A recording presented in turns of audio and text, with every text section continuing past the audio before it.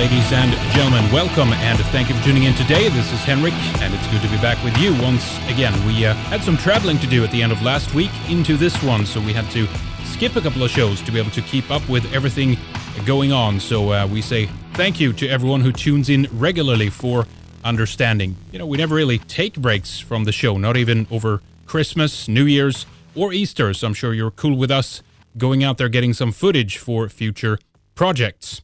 So anyway, if you're new to this show, tuning in for the first time or just stumbled across us, the best place to check us out is at redicecreations.com. Go there for radio shows, news, videos, and more.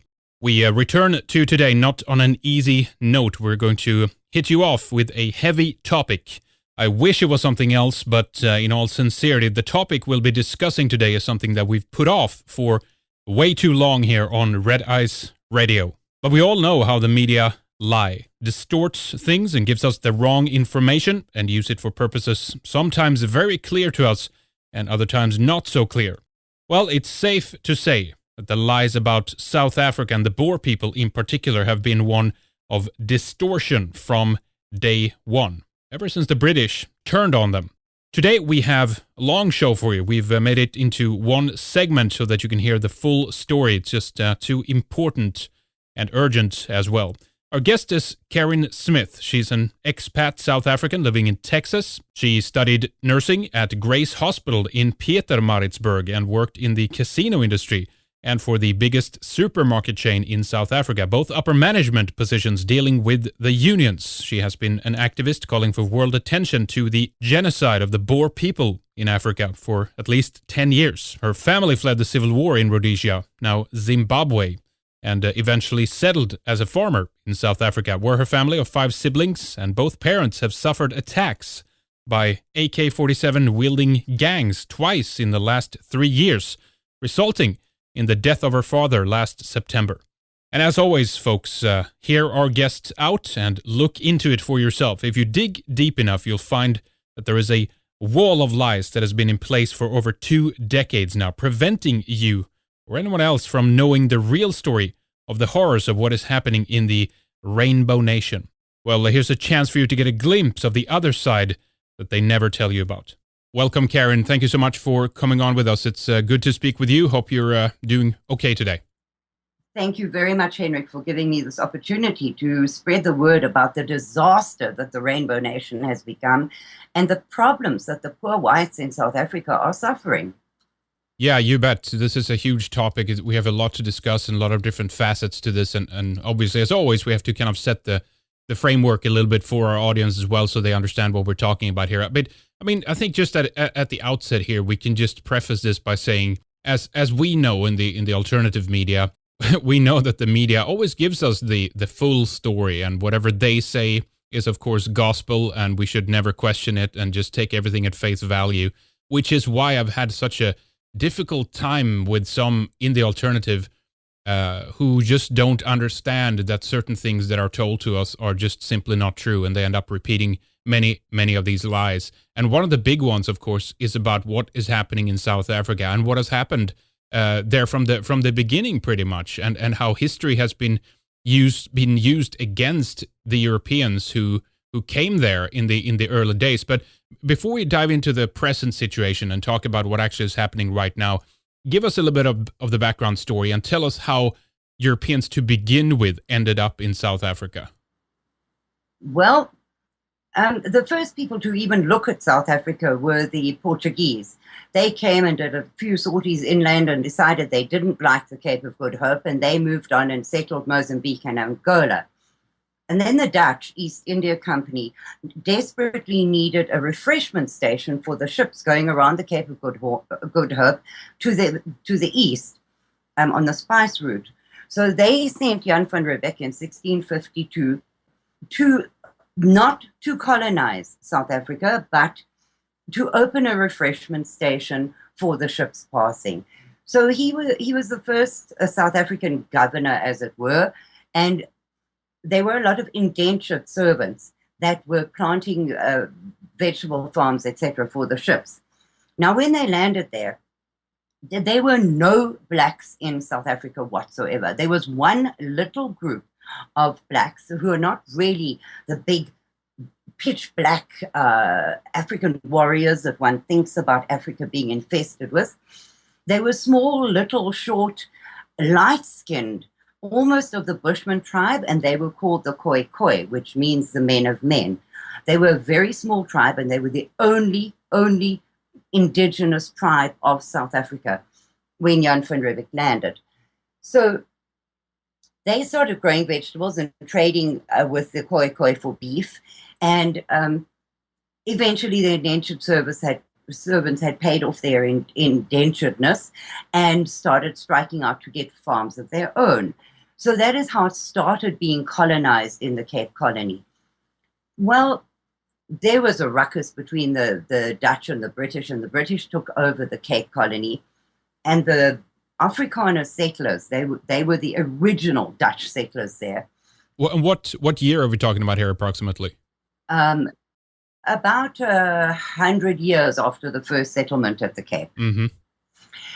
The British took over, and the Boers, who have been very independent, religious, free thinkers all their lives, didn't like the liberal attitude of the British. They thought they were far too liberal, and they also didn't want to pay taxes to the British.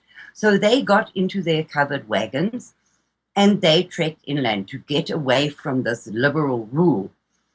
And on the way, so this is now 120 years after the first settlement in the Cape, on their treks north and northeast, they met up with the Zulu nation, who had been coming south throughout Africa, and on their way, annihilating all the black tribes in their path, enslaving the women and children and killing the men and stealing the cattle.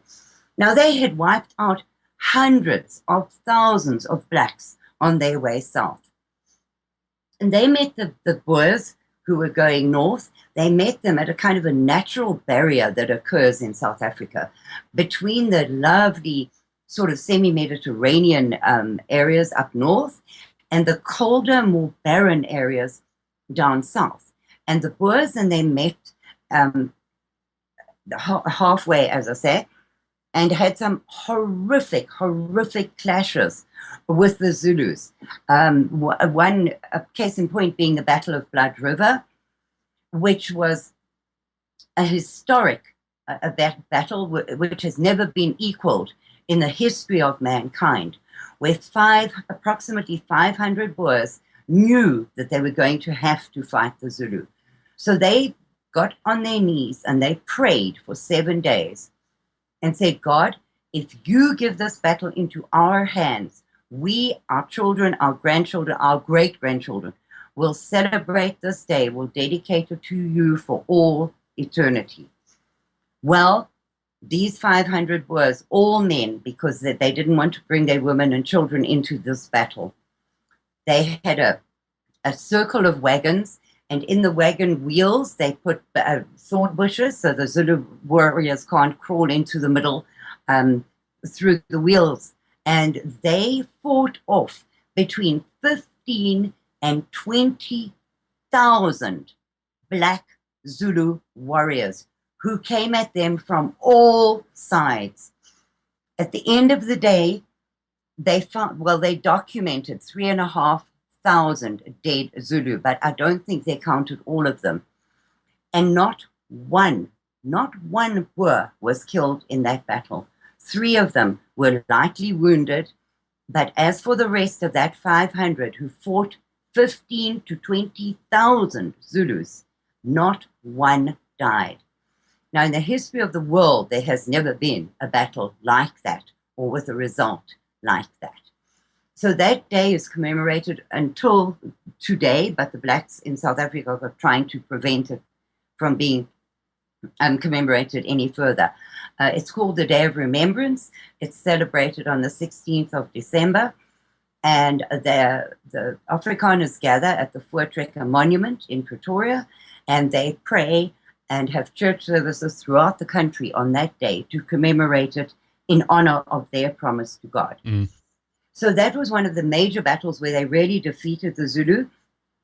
And the Zulu took a beating and were very, very nervous of the whites after that. It was 1838, by the way, for those who don't know. Yes. Yeah. And so but the Boers then decided that they would go and speak to the king of the Zulus and ask him for a piece of land that would belong to them, where they would literally have a ceasefire. They would be self-ruling, and the blacks would not attack them on this piece of land. So Piet Retief and a couple of South African Boers went to meet with the king, and they had a whole days of celebration, etc., etc., and the king agreed to it. And Piet Retief tucked this piece of paper, well, parchment, I should imagine, where the king had put his thumbprint and agreed to the piece of land that the Boers would have from him. On a piece of paper, he tucked it into a leather satchel. Well, that same night, the Zulu king stood up and yelled, "Bulala Tugati," which means kill the white wizards. And his men descended on this deputation of Boers and slaughtered the whole lot of them. But that piece of parchment with his thumbprint on it survived that battle. So the original land where the Boers settled was bought from the Zulu king for them to settle on, although at that time the land was not owned by anybody, because the blacks and the whites were both immigrant settlers in that land. Mm-hmm. We're bypassing a lot of history here, but the Boers set up two republics, the Republic of the Orange Free State and the Republic of the Transvaal. And those were their own little countries, which were acknowledged by the rest of the world, and they were ruled by themselves. And they didn't have very many huge towns because they were a farming community. They obviously were towns because that's where all trade happens and bartering, etc. But then gold and diamonds were found. Now, the British had colonized Natal, and they looked at this gold and diamonds in the Boer communities, and they thought, no, this is a total threat to Britain's colonization policy. These people are going to get too rich and become difficult. And that is how the two Boer Wars started. Yeah, didn't like the British largely, they had kind of pulled out and said, you know what, we don't have too much interest in it. Then the resources were found, and immediately they went back in there, right? Exactly. Yeah. They had kind of left these two little republics alone to rule themselves, to get on with it themselves, because they were no threat to anybody. They were subsistence farmers and very rural communities. They were small, so they were no threat to anybody. So the British had left them alone. But then gold was found in the Transvaal and diamonds were found in the Free State. And the British saw this as a quick money-making scheme for their colonial efforts, and the Boer Wars were fought. Now, the First Boer War, the Boers lost. They fought by guerrilla tactics, and they lost that one. Now, the Second Boer War, which is the most important one, I'm sorry, I can't think of the year right now. But anyway, the British brought in troops from Britain. This was a guaranteed one-on-one, face-to-face, huge war going to happen. But the Boers did not have that kind of structure. The commandos that they fought in were not paid by the state. They were not organized by the state. They were farmers. So they had to take their own weapon, their own ammunition, and 8 days' supplies in their saddlebags when they went to war. Now, they rode little Boer ponies. They had tattered, earth-colored clothes that were obviously made at home. And they did not go to war in the way that the British did, with their red jackets and their drums beating, etc., etc. So these Boers did guerrilla attacks on the British supply lines and on the British. So the British never knew where they were going to be hit or where these Boers were going to come from next. But as in the South, in the Civil War, the Boers, every farmer was their friend. So they could go to a farm at any time, replenish their supplies, get a good night's sleep, and then go back to fighting. When the British realized this, they realized that every farmhouse was a supply line for the Boer commandos. So they went in and instituted a scorched earth policy. They burnt the farms, they salted the earth, they killed the cattle, they imprisoned the women, children, and elderly who were left behind on the farms and put them in concentration camps. Now, those British concentration camps were an absolute travesty of, well, when we get to it later, you will see that the squatter camps today where the whites live are exactly the same kind of thing. But the British didn't take care of these people at all. They lived, if they had a cover over their heads at all, they lived in tents. They suffered from malnutrition. They died of starvation, cholera, typhoid, all kinds of horrific diseases because the British didn't really care about them at all. So the Boers got discouraged because they were fighting this war to keep their families safe and free, and their families were dying like flies. 20% of the Boer population died in those concentration camps. So the Boers flew the white flag of surrender in order to stop any further deaths amongst the women and children. Well, they informed the Union of South Africa, the British did, and the Boers were supposedly in control of their own two little republics. They were under British rule, but were allowed to run those two republics by their own laws, their own moral standards, etc., but they had to pay taxes and things to the Brits. Well, around that same time, Barney Bonato and Cecil John Rhodes rose to fame, and they started buying up all the little diggings in the diamond and gold fields until they became a huge, big conglomerate, which was De Beers and Anglo-American, the diamonds and the gold. And Britain was getting rich off of all of these things. Yeah. So that's essentially the history of the South African Boer, who has always only ever wanted a place where he could live with his own religion, his own language, and be free of the rules imposed by the rest of the world, which do not sit well with them. And to this day, that is all that the Afrikaner wants. He doesn't want to rule anybody else. He doesn't want to be somebody else's boss. He just wants to be boss of his own life.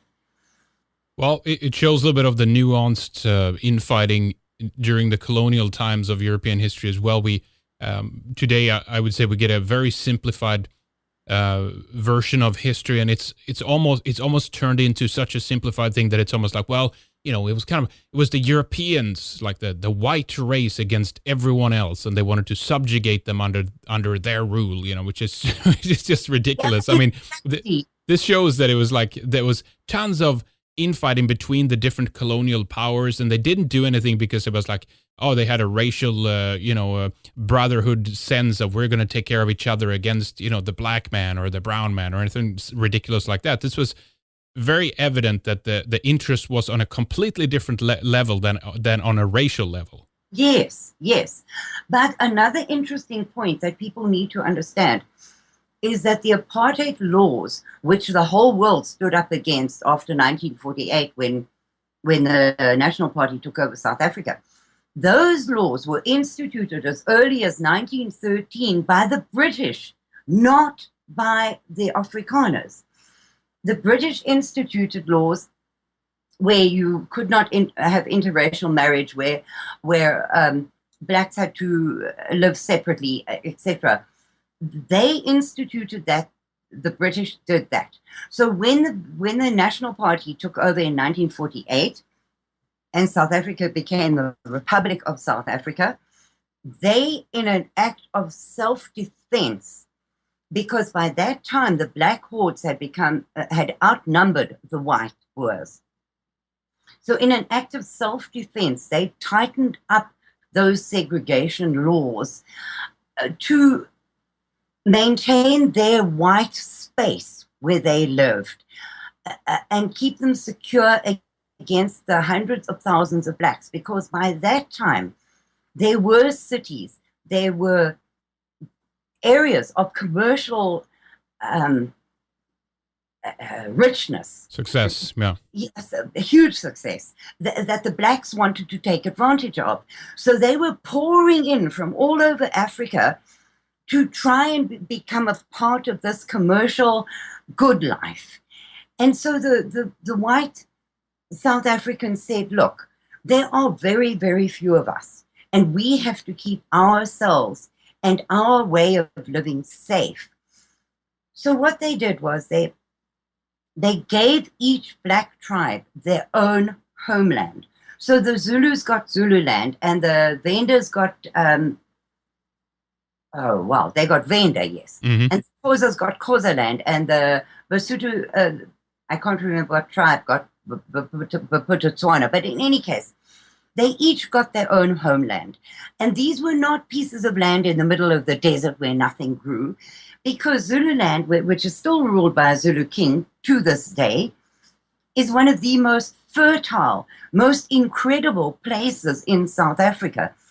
They were given good land where things grew, where minerals were found, where mining was happening. The South African white taxpayer paid for infrastructure, roads, hospitals, schools, universities, airstrips, you name it, electricity, running water, sewerage, all of those things were paid for by the very small white tax base in South Africa. And many of the blacks today benefited immensely from that because they were educated. None of the black tribes had any written language whatsoever. They had not invented the wheel. They did not ride horses. They did not have cities or anything that was of any use. They used to pick up their huts when they'd grazed the area flat, fold their little huts up, put them over their back, and go and look for the next patch of green grass.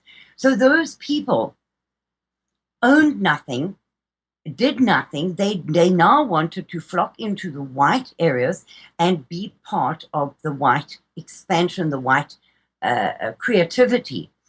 Now, let me ask you quickly here. You said, so about 1948, the Republic of South Africa was created. Was when this was, well, carved up, I guess, for the lack of a better term. Was the British involved in that, or was this solely what South Africa did at the time? Was anyone else involved in that? Do you know?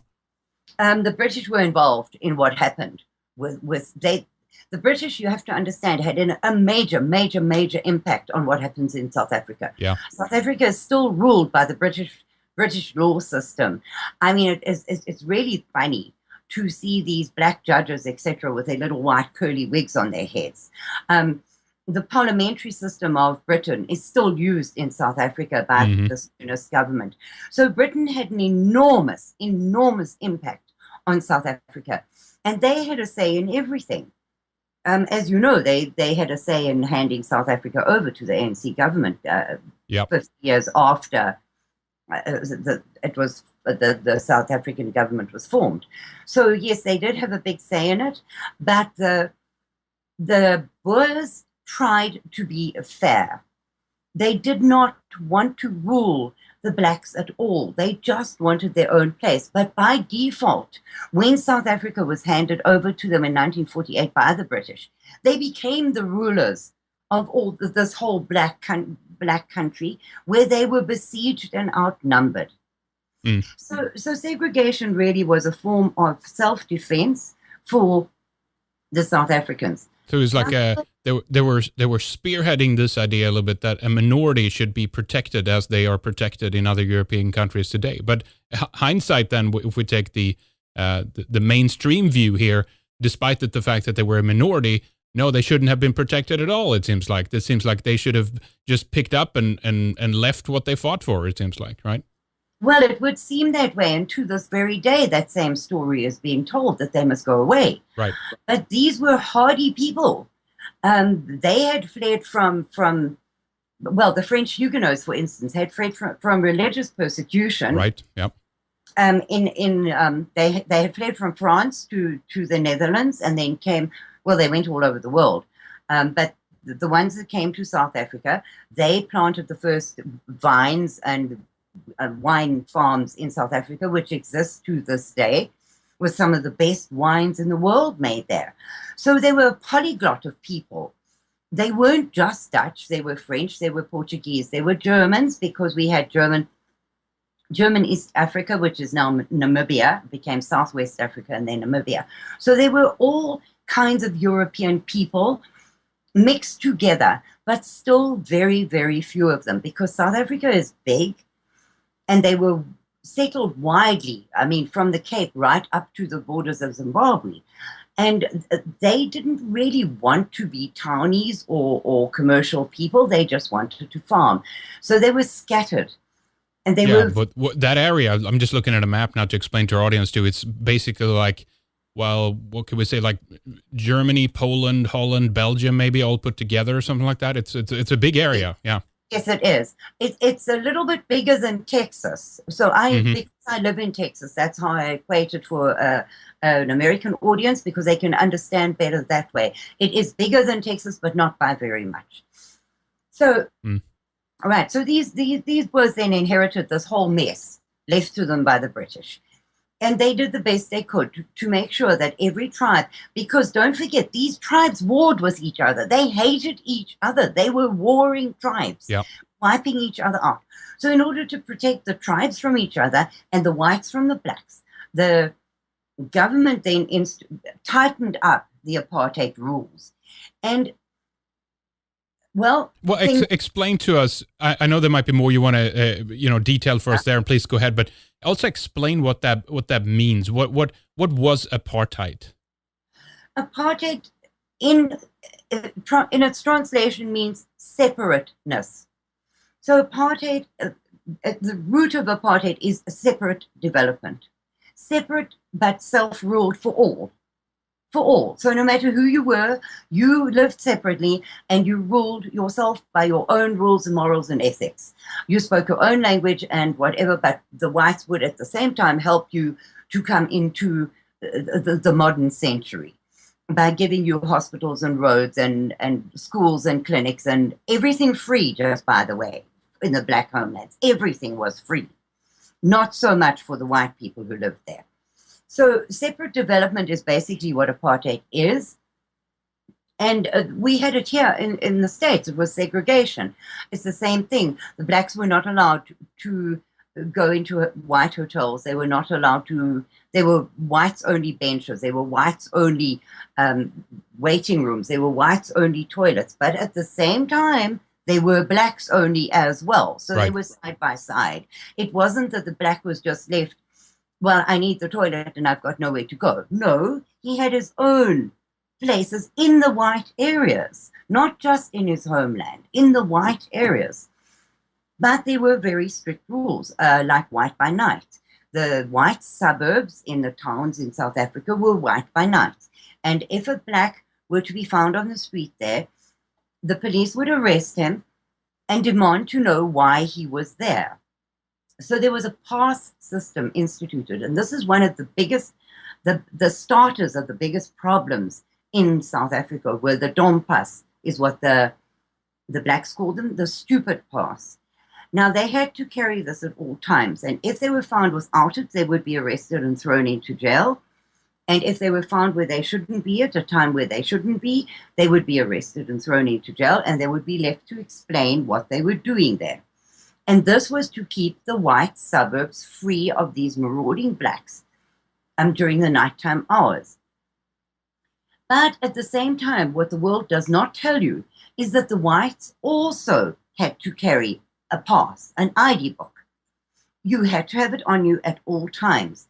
You have a number given to you at your birth, your identity number, and that number sticks with you until you die. And in your identity book was put your birth certificate, your firearm license, your driver's license, your marriage certificate, your name and address. Everything pertaining to your life was in that book, and you had to have it with you at all times. Sorry, let me explain something here as well, because you raise a very important point, that the idea of separateness is something that, I mean, people have to take away the association that we have to this today, and you have to understand the historical background to this. That this is what the British did. When they came into certain areas, even when they pulled out, actually, in an effort to try to have some kind of stability when they left. And again, we can think whatever we want about this, but the fact is, another example is look at how they carved up India and Pakistan, for example. These were not areas that were divided in that way before. They said, well, okay, you're a Muslim population, Pakistanis, you need to go up here, and the rest of the Hindus and other religions go down to India. And it was an effort to try to. It was just a mentality of the time. It wasn't.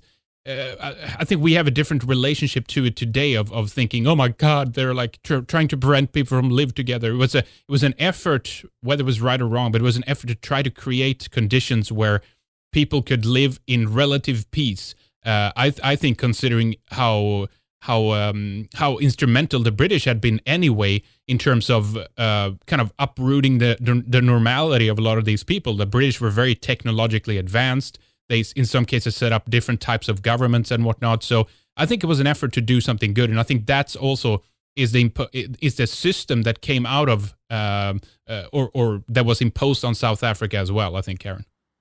Absolutely, Henrik. It was like that, but it was a thing of the times. That exactly. Yeah. Exactly. In those times, yes, we look at it very differently today with shock and horror. But at the time, that was how things were done. And the British had the biggest empire in the entire world. They ruled, and what they said happened. Yep. That was the end of it. Their laws were followed.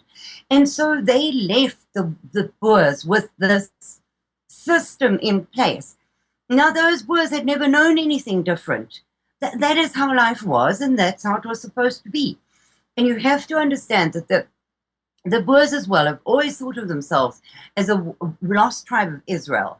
Now, whether correctly or incorrectly, I'm not commenting on that. I'm simply saying that is what they have always considered themselves, wandering in the desert with no place to call their home.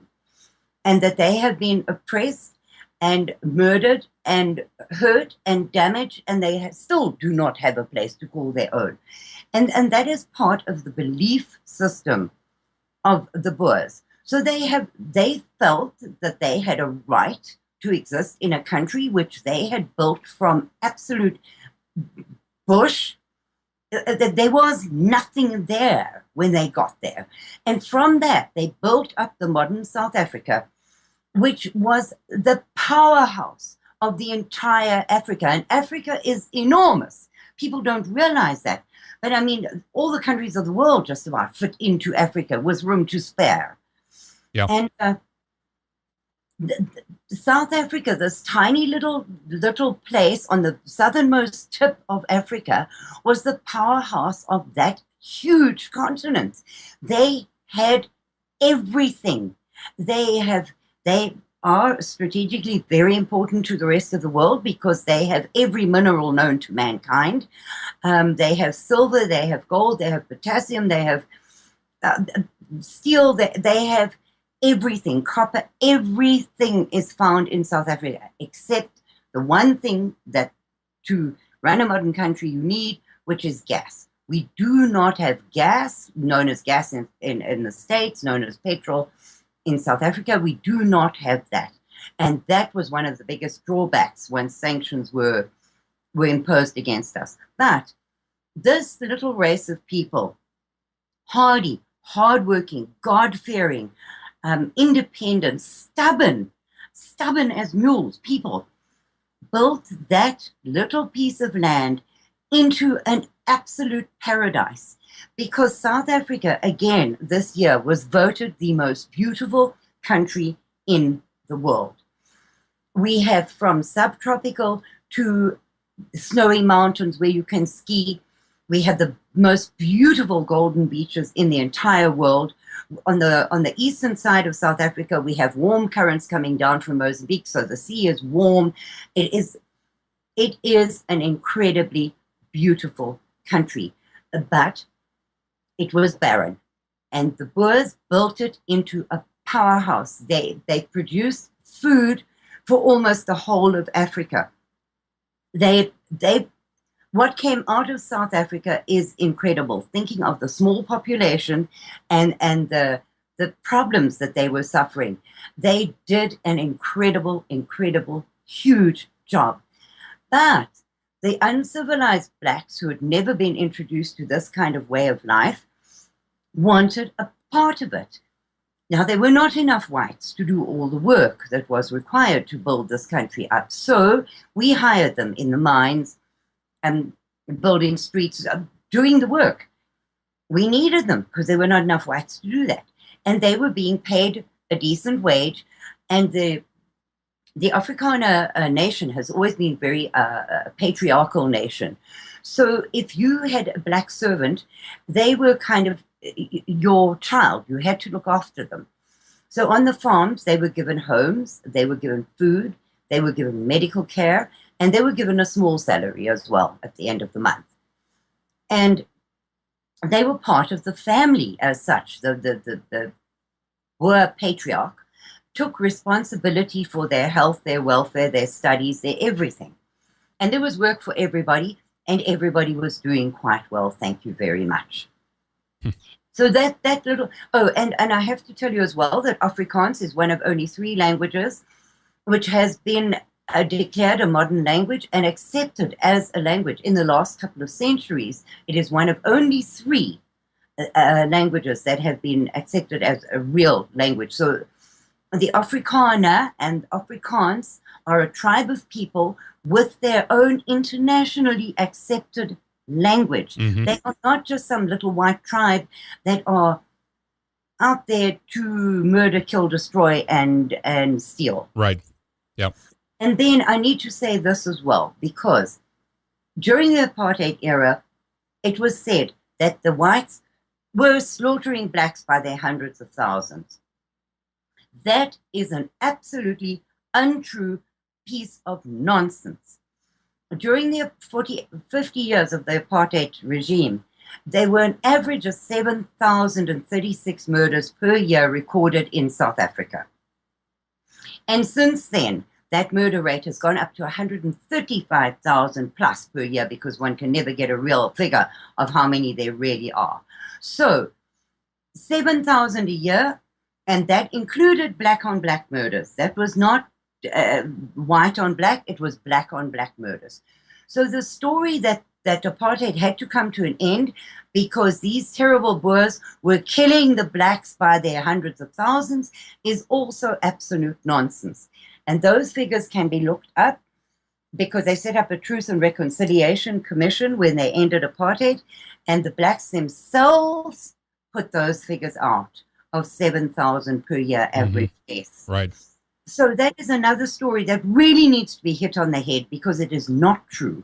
Yeah, I definitely want to talk more about that here, but let's just kind of run through a little bit of how this came to an end, basically, and some of the political interests behind this. We have, of course, we linked up a video recently of how these very proud white British people were talking about how they were helping to ship in guns in this bus or the truck, whatever. I forget the name, what it was called, but it was a very, very, very interesting to see the mentality of these people, how self-righteous they were, that they had helped to bring this horrible political system down. But tell us about the ANC. Tell us about Joe Slovo. Tell us about the communist faction to this, of what you think was the political interest part of bringing down the system that was that had been set up by the British and then handed down to the Boer.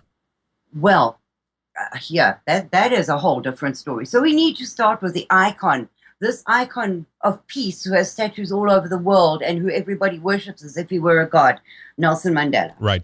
Because that is the one South African that everybody knows about, and everybody has got a very, very, very wrong impression about that man. So Nelson Mandela is a Venda, and he grew up in South Africa, and he became a lawyer under this terrible oppressive apartheid regime, where he got an education and became a lawyer. I don't want to speak to how he became politically involved with anything, But he was a terrible, terrible man. He was a communist. His agenda was to slaughter as many whites as possible and to take the country over for his black brethren. Now, when he was taken to court, and this you can Google as well, because the entire transcript of his trial is available online. He was accused of 156 plus crimes of murder, treason, and traitorous acts. And he pleaded guilty. He had pleaded guilty to 156 of those charges against him. So he didn't even contest them. And when they went to investigate what arms and ammunition he had, this man was responsible for warehouses full of limpet mines, grenades, etc., etc. So his agenda was definitely not a bush war. It was a war on the white civilian population. That is what he intended. And he is directly responsible for thousands upon thousands of white deaths where the ANC bombed restaurants, police stations, train stations, etc.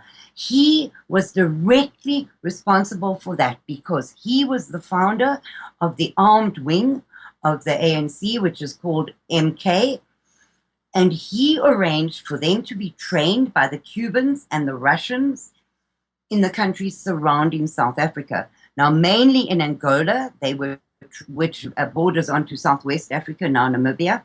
They were being trained by Cubans and Russians. A lot of the black exiles from South Africa were sent to Russia, to the Patrice Lumumba University there, and they were trained in terrorist tactics there as well. Mm-hmm. I don't know what kind of degrees they actually got there, but I know they came back fully trained terrorists.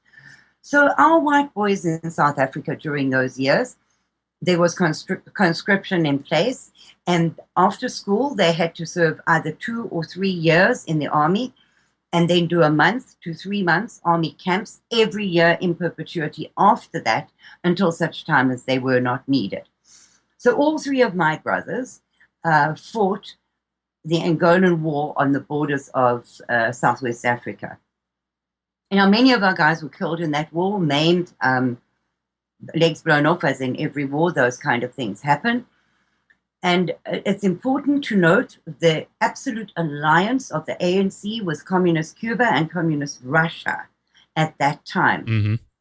So we were fighting wars on all our borders, and at the same time, the rest of the world, for political reasons best known to themselves, I think it was a ploy, once more, the money in South Africa and the riches of South Africa and the mineral rights in South Africa came into play. And the USA, Britain, most European countries formed an alliance and put sanctions, very, very, very strict sanctions against South Africa. So we could not get anything from the outside world. And the Boers, being their very creative, very incredible people, they just said, okay, well, we're not going to lie down and die because of this. We'll do it ourselves. So there are many things that we did during those years. Our Arms Corps, which was our research and development arm of the military things, they created helicopters and staff transport and tanks and guns and all kinds of airplanes as well, which the rest of the world bypassed sanctions, especially France. They bypassed the sanctions upon South Africa in order to get their hands on this incredible modern weaponry that had been developed and made in South Africa. We did the first heart transplant in the world, which is a little aside since the ANC have taken over. A black guy who worked in the operating theaters with Chris Barnard, who did the first operation, has now claimed the credit for doing that operation. So they're trying to take even that away from the whites in South Africa, but that's just a little aside. It's not that important. We did not have gas, petrol, as I've already said. Right. So, and we needed it desperately because you cannot run a country or an army without that. So what the Boers did, we have an overabundance of coal. So they discovered a way to make petrol out of coal. And that was how Sasol, one of the enormous powerhouse industries in South Africa, was formed. Under duress from the rest of the world, we said, okay, watch this, and created everything we needed for ourselves. But it is very hard for a country which is supporting all these black tribes in their own homelands on a very small taxpayer base and doing no business or commerce with anyone else in the world. It is very hard for them to have available money, because where are you getting from? You're recycling that taxpayers' money all the time. It's not coming from anywhere else. So no one was trading with you, and everything was cut off to you, and yeah. No, we had no foreign money coming in. So the money that was in the country was being recycled and recycled and recycled, but there was no room for growth, as it were. So we were under siege because we were fighting wars on our borders. We were under siege because the world hated us. We were under incredible media hatred. Yes. Absolute hatred. We became ashamed to be white, to be South African. We couldn't compete internationally in any sports. We couldn't have technology or music or anything. I mean, they were doing concerts where they were waving their lighters in the air and swearing blind they would never come and play in South Africa. So we didn't have any contact with the outside world. And I think we were stagnating. But that's a personal opinion. Right. But I do feel we were stagnating because we were cut off. We were a little country all on our own, left to our own devices, and the only people that we had interaction with were ourselves. So it was basically like you were hated, and we'll get in more detail to this, but basically because you were trying to do something which was going completely against the narrative of the times of moving towards, globalism and multiculturalism, and it has to be just in this particular way. And you guys were doing it in, keep doing what you inherited from the British, basically. And this is, what do people need to know about the conditions at the time of what existed? I mean, as you said, there was incredible, propaganda in the media that there was murders committed by whites against blacks, and there was like a horrible oppression and all. Is any of that true? Hendrik, I would say some of it is true. That I will explain that to you. As I said to you, the murder rate was 7,000 per annum, and that was mainly black on black murder. White on black murder was practically unheard of. We did have a repressive government because they were so forced into controlling everything. They had to, in order to keep a grip on the situation. But it began going south, I think, in 1976, when the Soweto riots happened. Now, these black children were living in a poor suburb, which was a black suburb. Soweto has always been a black suburb, in a white area in Johannesburg. So it was in a white city, but on the outskirts of the city. Now, they had schools, and they didn't want to be taught in Afrikaans. They wanted to be taught in their own languages. Now, you have to understand that even today, there are no school books written in Zulu and Xhosa and Venda and Sotho, and there are no school books written in those languages. So they demanded that they be taught in their own language. Now, when the blacks riot in South Africa, from days of old to up to today, they go really crazy. They burn things, they loot, they break, they stone cars, they kill each other. They revert to barbarism when they riot. So these rioters put the school children in front of the march and set out to burn and destroy everything in sight. So the police were obviously called in, and it became an absolute disaster because the Defense Force was called in and some black children were killed. And that was the beginning of the awful, awful press and the awful struggles for the white South Africans. Now, I suppose it could have been handled better, but you have to remember that South Africa was at war on all our borders. We were not officially at war internally, but we were having bombs exploded in our suburbs, in our restaurants. It was a war zone. So the South African government used war tactics on this riot. Well, those pictures of that black school kid that was killed went viral. They went all over the world. And the world turned on us and said, okay, you people are killing children. You're not just killing blacks now, you are killing children. Right. And you are beyond the pale. We are going to destroy you. Yeah. If you do not stop, we will destroy you.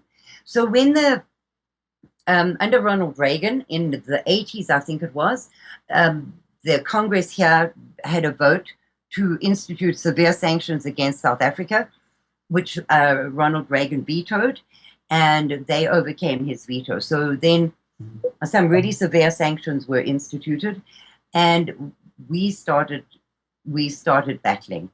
But the slaughter of the blacks is not a true thing at all, because throughout the history of South Africa, the major crime is black on black. To this day, the major crime is black on black. And into some figures that I looked at the other day, there has been absolutely zero white on black rape this year or in previous years, and maybe 5 white on black murders in the past 3 years. So you cannot say that the whites are these murderous, awful people who are just there to be white nationalists and wipe out the black population. It is just not, history does not support that view of life. Well, I think that as a microcosm is kind of, to a certain extent, something we're moving into. I want people to put that in perspective. But this aspect that we no longer are in a world where we basically can go somewhere and create something and build something and set that up for ourselves, and also then consequently that the building of those things we do for our own as an incentive to create something. We're in that environment now. Basically, you didn't build that, you didn't create that, and whatever you did, if you actually achieved it, it was obviously on the backs of someone else, or you stole it, and therefore, you need to share it with everyone. And I mean, to a certain extent, that's, I mean, not as severe, of course, but that's kind of what's starting to happen in Europe right now, where we are beginning to, we can no longer just basically create something for ourselves and hold it and keep it. It's somehow something we have to share with the rest of the world, right? Well, Henrik, what I say is this. The Black Africa threw out the colonialists, the settlers. They threw them all out of every country. And now they have reduced those countries to the Dark Ages. There is nothing left of what the whites created there. And where are the blacks going now? They are not even infiltrating, because they are flooding in by their hundreds of thousands to those same white countries that they hate so much. Right. But do they go there to integrate, to contribute, to do a single damn thing that's good for the country? No. They are going there to turn that country into the same wasteland that they've turned their own countries into. Yeah. So does it make any sense? And if we stand up and say anything, we are racist, we are Islamophobes, we are horrible people. Yeah. So we're not allowed to defend ourselves even verbally against this onslaught on our beliefs, our values, our things.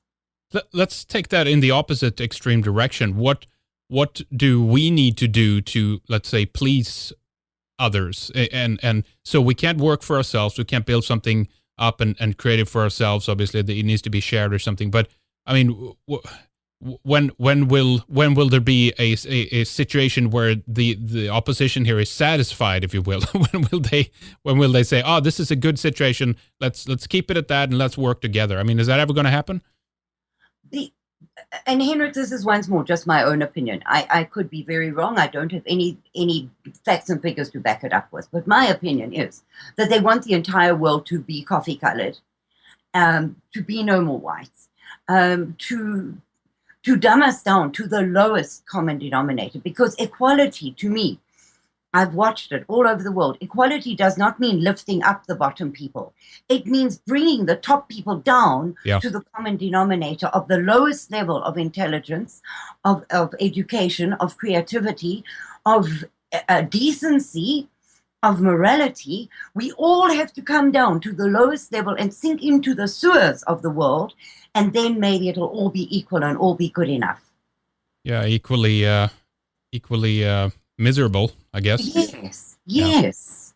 And it disturbs me terribly that the incredible things that have been created, done, found, music, literature, art, all of those things have no value in that world. So we are going back into the dark ages. Yeah. Let me ask you a little bit about some of the things that have been occurring now then in South Africa, and what things are like today, and what all the things that we don't hear about, basically. I mean, one of the things that's been ongoing for many years now is the tearing down of those who did build the country into what it is. Parks are renamed, schools are changed name, the statues are torn down. All of these things are happening. I think the most recent one is the Cecil Rhodes statue was taken down, and everyone was cheering, of course, to that. But how are things today? What's happening on the street level for average people in South Africa? Henrik, that is a huge subject, but I need to preface it by saying that all the changes that have happened in South Africa did not happen overnight. So they crept up on us. Where once we were a nation of friendly, hospitable, kind, caring people, what happened was the crime got bigger. So you had to build a wall around your house, which meant you were no longer able to see or talk to your neighbors. The crime got worse. So you put electric wiring on top of the 8-foot wall around your house. The crime got worse, so you put in an alarm system connected to an alarm company. You barred all your windows. But the first thing that the ANC did in 1994 was to disarm the white populace. So I told you about our identity books, where you had to have your firearm licenses in your identity book. So your firearms were all licensed, and the government had a list, a register of who owned what. So when the ANC took over in 1994, one of their first things that they did was to confiscate firearms. And there was no way you could say you didn't have them, because they had a record of them. Now, it was put to you that it was on a sort of voluntary basis, but if your surname began with an A, then you had to have handed in by the state, etc. Now, South Africans are a very law-abiding nation of people, and most of them went and handed their firearms in at the nearest police station, on the promise that they could then apply for a new firearm license under the ANC rules, and they would get their firearm back at a later stage once they had a license. Well, people went by their thousands to apply for these firearm licenses. It is 21 years into ANC rule, and there are people still waiting from the beginning in 1995 to now to get that license back. So these firearms are stacked in strong rooms in police stations all over the country. And the police themselves are selling them to criminals or hiring them out by the day to criminals while you wait for your license. So your firearm is being used to kill you thanks to the local police station. So that's one of the things that happened in South Africa. Now, as a direct result of that, you cannot defend yourself. So you put up all these walls and systems and everything to protect yourself, hopefully. But the law is in such a way that if a black man breaks in through the roof of your house at 3 o'clock in the morning and you kill him, you will be arrested for murder. All he has to say is he's looking for work, and you may not touch him. Now, there's another thing that happens in South Africa, which to me is a terrible thing. If you are on vacation and your house is vacant and a black breaks into your house and takes possession of it, if he has been there for more than 48 hours, when you come back from vacation, you then have to go to the Supreme Court through a whole bunch of smaller courts, but eventually get to the Supreme Court in order to get your house back from the black squatter who has taken over your house. Now, he doesn't have to defend himself. He has no legal fees. He has no problem. He just has to sit in your house, and the longer he's there, the more right he has to it. While you go through this entire bank balance destroying process to try and get your property back from this black squatter. So that is another thing that has changed in South Africa. And I saw it in a house next door to me when I still lived in South Africa. This house was taken over by squatters. They then connected their electricity lines illegally to mine, so I was paying for their power. They connected their water to my water lines, so I was paying for their water. And I complained until I was purple in the face, and nothing was done about it. But if I was one day late paying my bills, they would switch it off. So there's another thing that is incredibly unfair in that country, that they will do nothing against the blacks who are stealing from the government and stealing from the whites, but they will penalize the whites for it. These same people living as squatters in that house, they made my life an absolute terrible situation. I was a single mom with a teenage daughter. They made our lives an absolute misery. They broke into our house, I don't know how many times. They had parties all night. And when you called the police would come and threaten me, not them.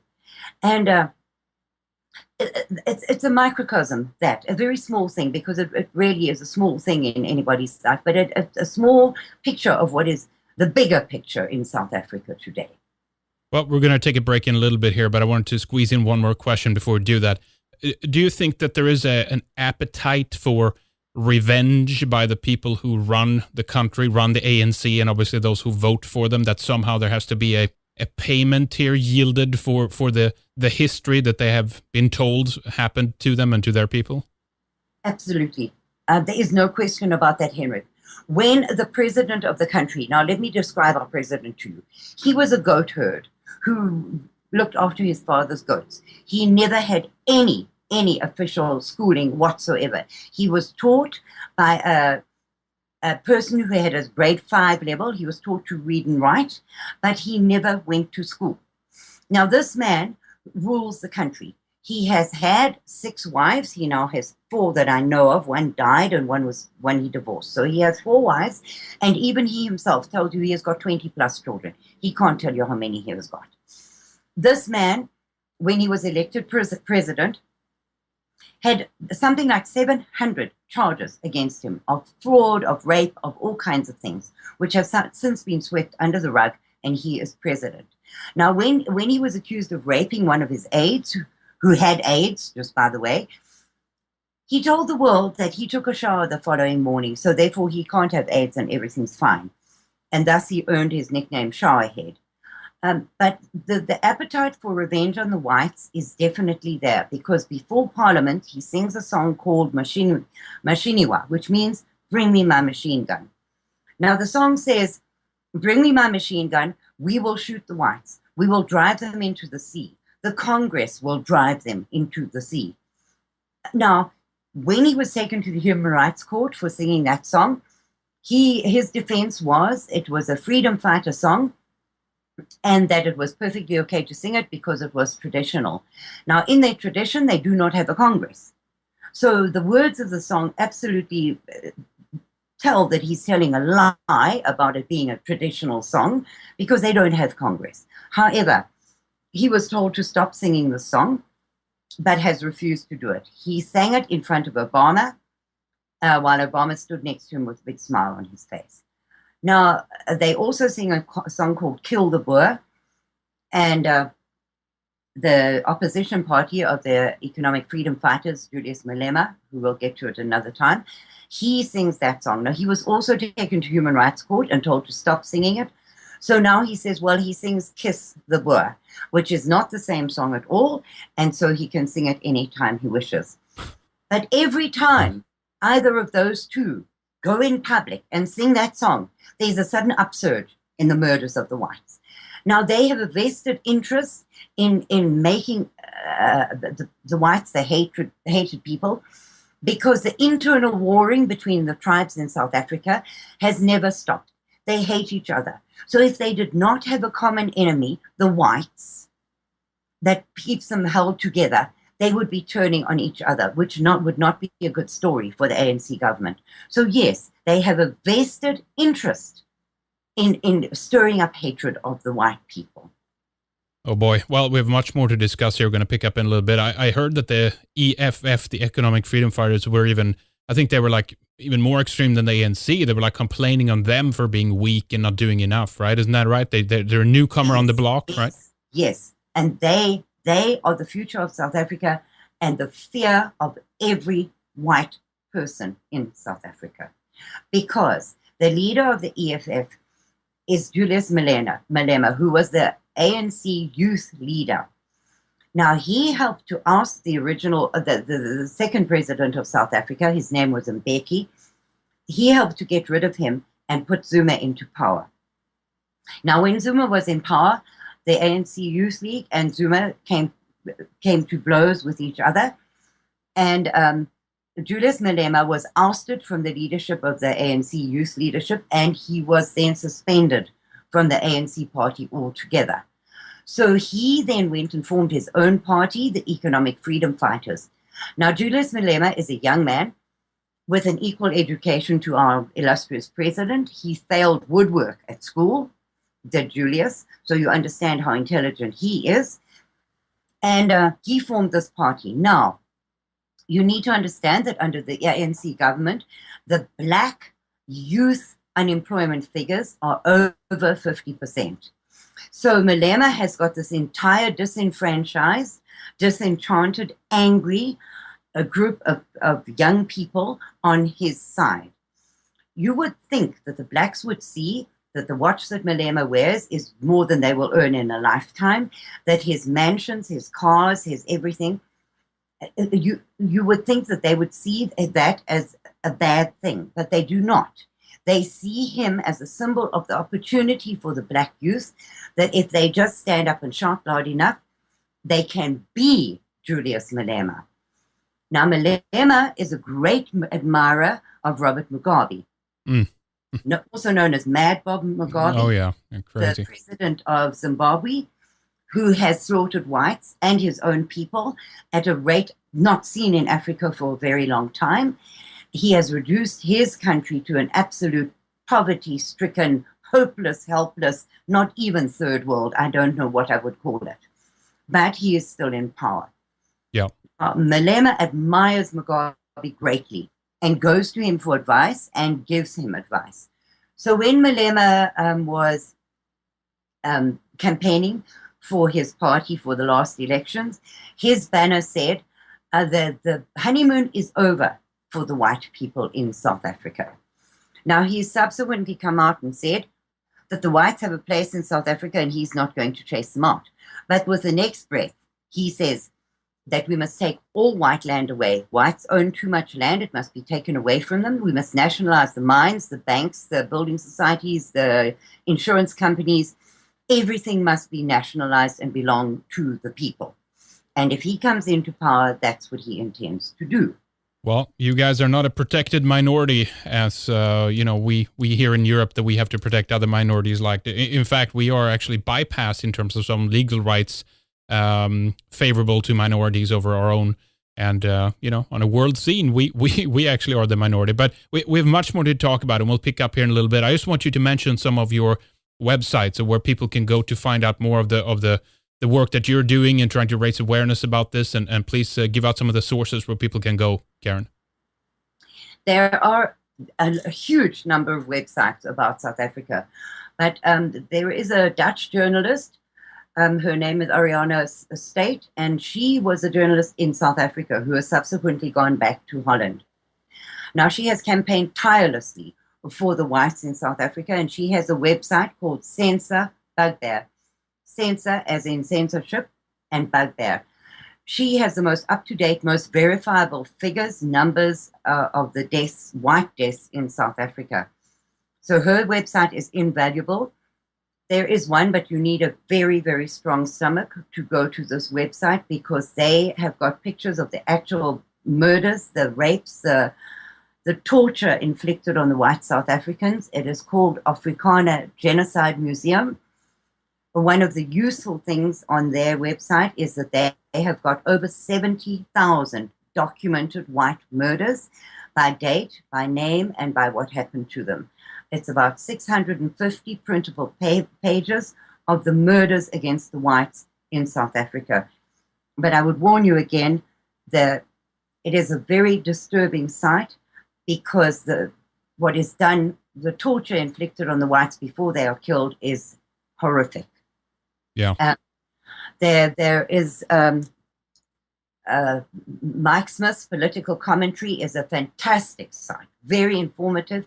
He has written a series of articles called Opening Pandora's Box, which are a history of South Africa and an absolute documentary of what has happened in South Africa from the beginning to today. That is invaluable reading. It's a long read because he updates it all the time. But if you really want to know what's happening in South Africa, he writes fantastically well about it. I am on Radio Free South Africa on 3 channels, 3 times a week. Unfortunately, I have not had time yet to put up a webpage. I've done 9 radio shows this week, so you understand that I'm a little bit overwhelmed and inundated at the moment because I am a disabled grandmother and trying to run my life at the same time as defend 3.5 million lives in South Africa. So I'm trying to get a website of my own put up, but it's sometime in the future. So those are the best websites I can direct you to if you want to know about the squatter camps in South Africa. There is a South African charity, which is my charity of choice, where I know every penny actually goes to the poor whites in South Africa. It is the South African Family Relief Project, SAFRP, South African Family Relief Project, SA.org. They have got pictures of the squatter camps. They have got pictures of the absolute horrible circumstances that the whites are living in today. All right, a couple of good websites there, folks, for you to check out. We're going to have the links up to this, of course, but do check out SAFRPSA.org. That's one of the main websites mentioned here, and of course, the other links we'll have up. But much more to discuss. Stay with us, Karin, and we'll return shortly after a break. Thank you for joining us here in the second segment. We're speaking together with Karin Smith about South Africa and how the white European people have been treated in that country since the end of apartheid. And of course, we've been going through some of the history as well. And it's a massive subject. There's so many different components to it. There's so many different facets, and it's challenging to piece it all together. But Karin is doing a great job explaining the background to us here so that we can understand why things are the way they are and how it came to this place and position. But one thing I wanted to ask you about is that, you know, there certainly is a lot of problems in the world. There's no denying that. And I'm not trying to in any way put down what's happening in South Africa. In fact, quite the opposite. This is a very unique situation when it comes to the horrible atrocities that have occurred in that country. But as the rest of the world is concerned, we've heard plenty of various problems that occurs in various countries and basically genocides in different forms, or when a government targets its people in different things. But for some reason, this is largely being kept out of the media, and it's funny to hear as well. Well, not funny, but it's ironic that the behavior that they claimed that you Europeans subjected the black South Africans to is something that they subjects you to now. And why is this not being brought up in the media? Why is no one recognizing this and talking about this? Because every time it comes up, then you get charged with all these, words and whatnot, that you're the hater and you're the one that's ignorant of history. And I mean, there certainly is a battle ongoing in terms of the information war on top of everything that's happening, Karin. Well, that is a question that I've asked every South African. And as far as, the general opinion is that the world cannot admit they made a mistake. So they were so vocally anti-white South Africa that they cannot turn around and say that, well, that was a terrible mistake we made and we need to fix it. That's very simplistic, I think. But at the same time, it's also true. And my opinion, and again, I say I do not have much to back this up. In my opinion, it is an experiment to see whether they can annihilate the whites in a country without the rest of the world paying attention. And so far, it is working perfectly because there is not any mainstream media reports anywhere in the world on what is happening to the whites in South Africa. Now, when I came to America just over 4 years ago, I expected the news and the newspapers and everything to be full of this terrible things that were happening in South Africa. But the only things I ever heard about South Africa were Nelson Mandela and the Oscar Pistorius trial and some things about Charlize Theron, who's a famous actress in America. But nothing, silence about what the reality is of life in South Africa. So I got very taken aback by this. And although I have no background whatsoever in media or in public speaking or in anything related to that, I started contacting radio stations and saying, look, you've got so much sympathy for these black people. The churches in America are all sending aid to the blacks in South Africa. And I just said, now look here, the whites need help as well. And so for every 20 doors that got slammed in my face, one would open a little crack, and I would go on air and say my story. And but for the rest, the media is dead silent. Now we have a group of people who write to politicians throughout the world. Once a week, we send them emails with the latest updates on South Africa. To this day, I have had not one response from anybody in Congress in the USA. Not one person has even acknowledged my existence, much less that they are listening to what we have to say. However, there are a couple of articles in American journals today. The New Observer has an article today about truth and lies about South African history. Blacks are not indigenous and arrived at the same time as whites. So that is a really big thing because I've never seen anything like that before. And then in the National Review, they've had a couple of articles. One, white South Africans are in grave danger. There may be a solution. And the Mail and Guardian, which often does South African things, but it also is published, some of it in South Africa, talking about politics results in filthy water. So, and there's another one in Prague.org, which is a friend of mine, Dan Root, Dr. Dan Root. He is a South African activist who has been treated shabbily by the government because he speaks out. His website is prag.org. He writes, South Africa is sleepwalking into disaster. So yes, there is a slight awakening happening, but I also think because every country in the world is in a mess right now. And right. that is the truth.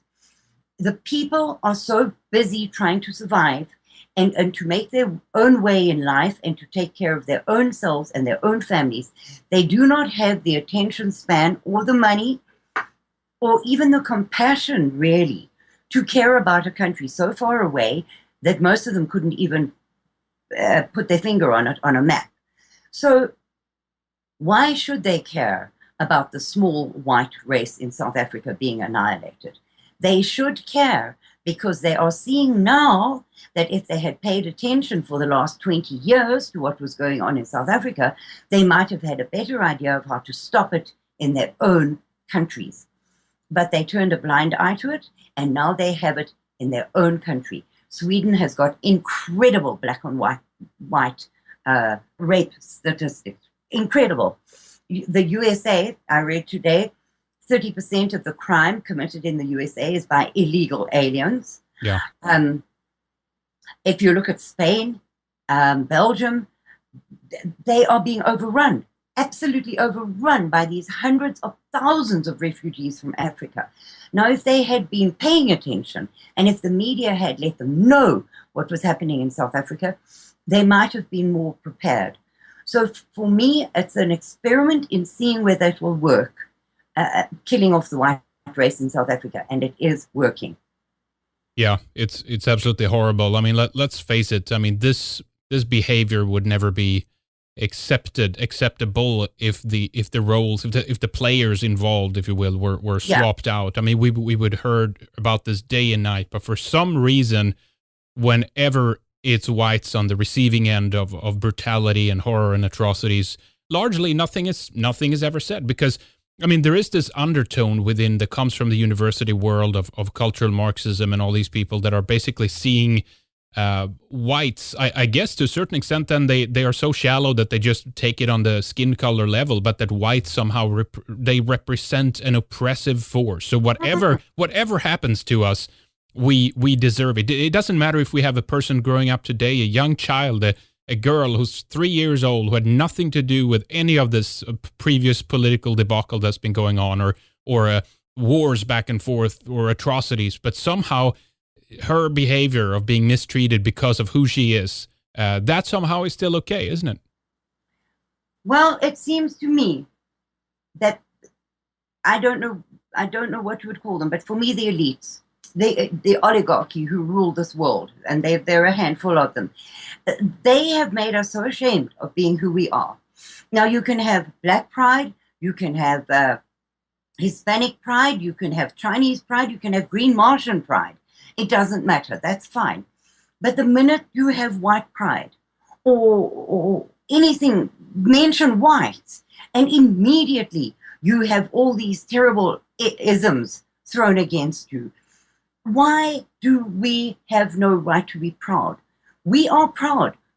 We created the Western world. We created Western civilization. We created cars, telephones, computers, the internet, music, art, language, books. We created that. Do we not have a right to be proud? Yeah. And yet we don't. We don't. We're not allowed to. Yeah. And I don't understand it, Henrik. I don't understand it. It's a political. Well, there's many things I think personally behind it, but I think that there is a desire to basically subjugate the majority of the different people under one rule of the planet, world government, all these kinds of things. And I think in their idea that for various reasons, Europeans have popped out and done things that are too unpredictable. If we look back in the history, things that are of technological development that could stand in the way of the oligarchs, as you say. And I think that to a certain extent, they're seen as an enemy that could oppose and resist the plans of what they have for us. And I think that therefore an active way of taking care of this is to make sure that we lose pride in ourselves. So we're more than happy to basically end and terminate our own lines, even if that comes to not having any children at all, and just focusing on our careers, or if that's basically about not preserving your people and mixing with someone else and making sure that your line and that your parents' line and end with you, basically. And it's so there's a number of different ways that this is being done, but I don't think there is any accident that our countries are being completely invaded by immigration. We are being shamed and guilt tripped in the media, and then when atrocities do occur, none of it is being brought up in the media or recognized of it. And of course, we have to ask the question and wonder of who runs the media in this way, that they basically manage to keep everything out. It's basically just independent media that managed to raise awareness about these atrocities that are ongoing. I heard a very good theory of that the other day. Ken of dailyken.com, he said that the depopulation of the world, that the New World Order wants to wipe out most of the population of the earth because we are too many. And he said that they cannot do it while the whites are there, because the whites are the ones who have created medical miracles that keep people alive. So while the whites are there and going to do these unexpected things that you've just said, they will get in the way of depopulating the earth. So they have to get rid of them first before they can get rid of the rest of them. Now, you don't have to subscribe to that theory, but it's a very interesting theory. Yeah, I agree. There's some reason there that they're targeting us specifically first as well. And it's an experiment, I guess, too, to see what but surely the reaction to this is not just going to be that we're going to lay down and give up and die. I mean, let's go back to South Africa a little bit and talk about what is the Afrikaner, the white European population there now? Is it about 2.5 million people? Do you know?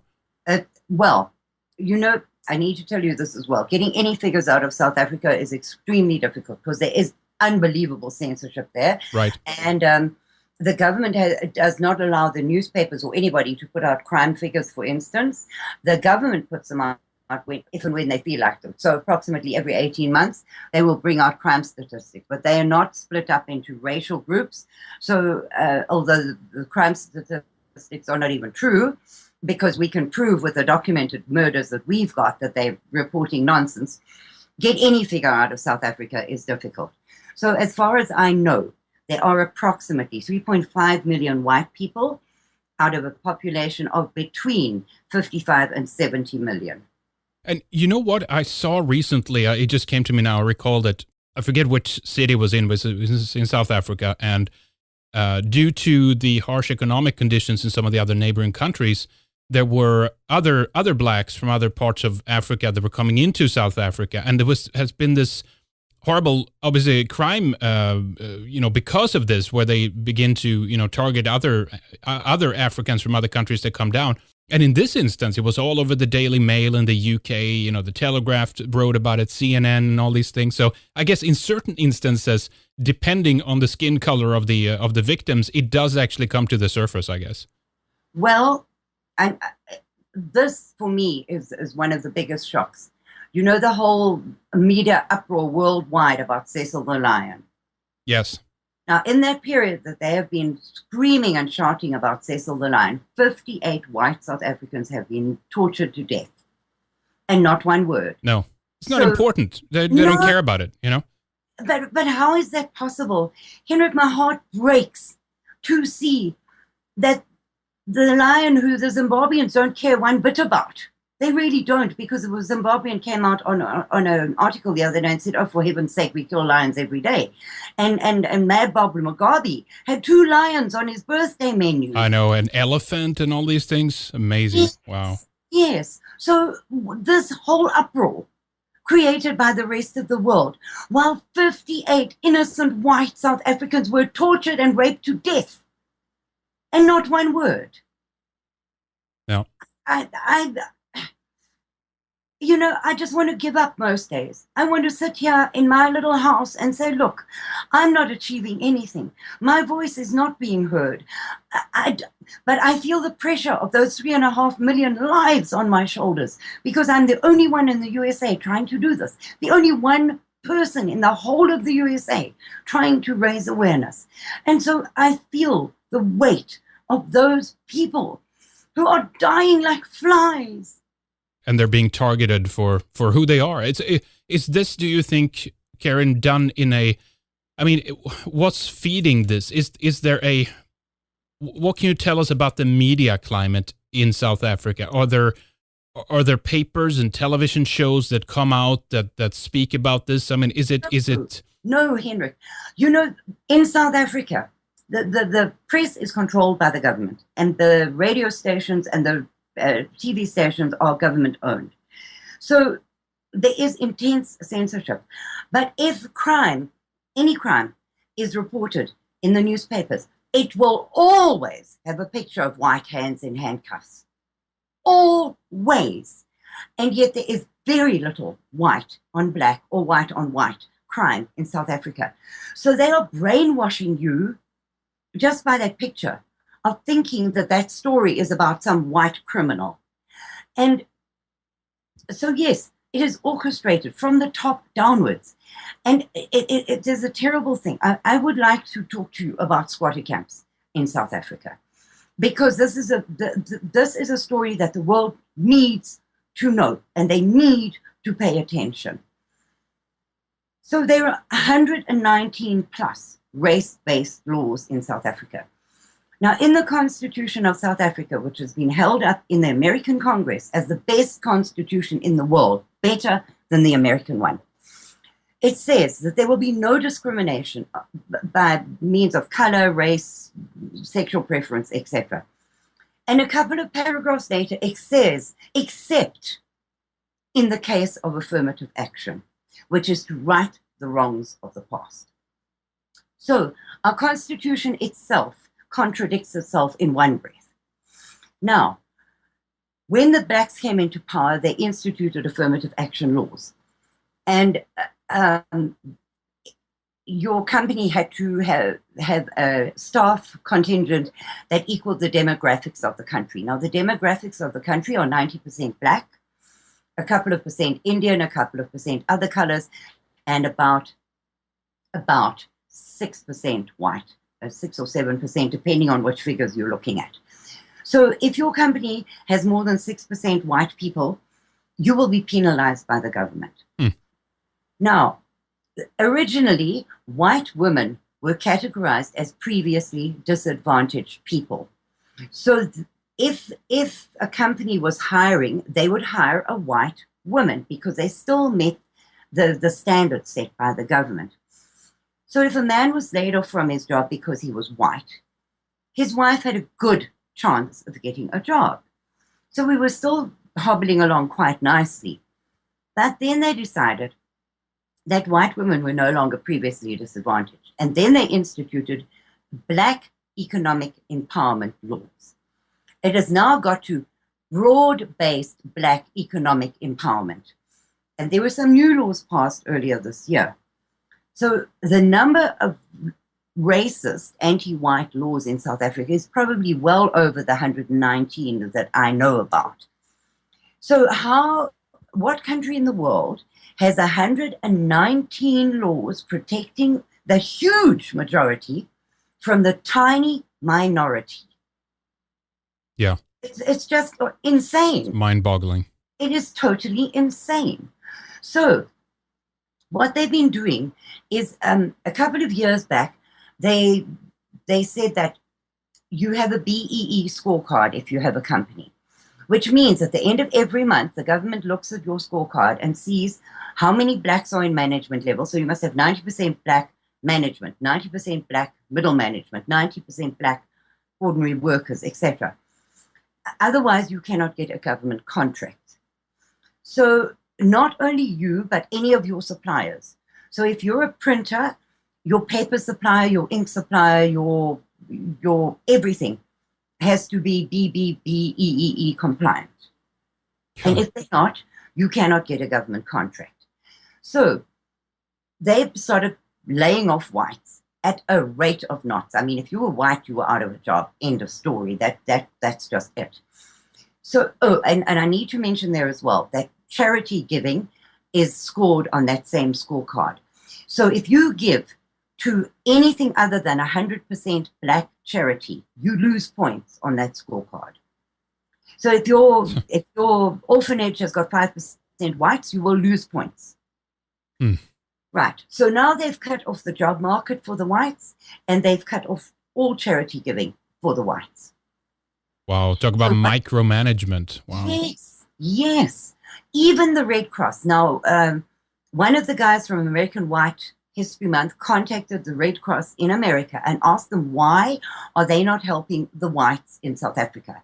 And the answer that he was given was that the government has said that the Red Cross cannot function at all in South Africa if they are seen to be helping whites.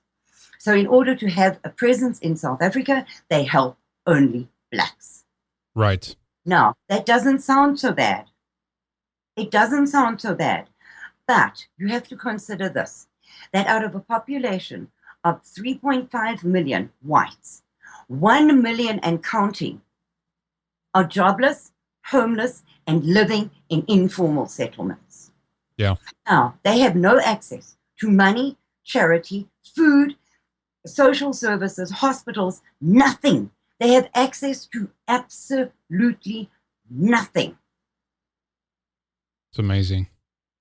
And this is something that the world needs to know about. Yes. There was an informal settlement in South Africa that had been there for about 14 years. It was called Coronationville.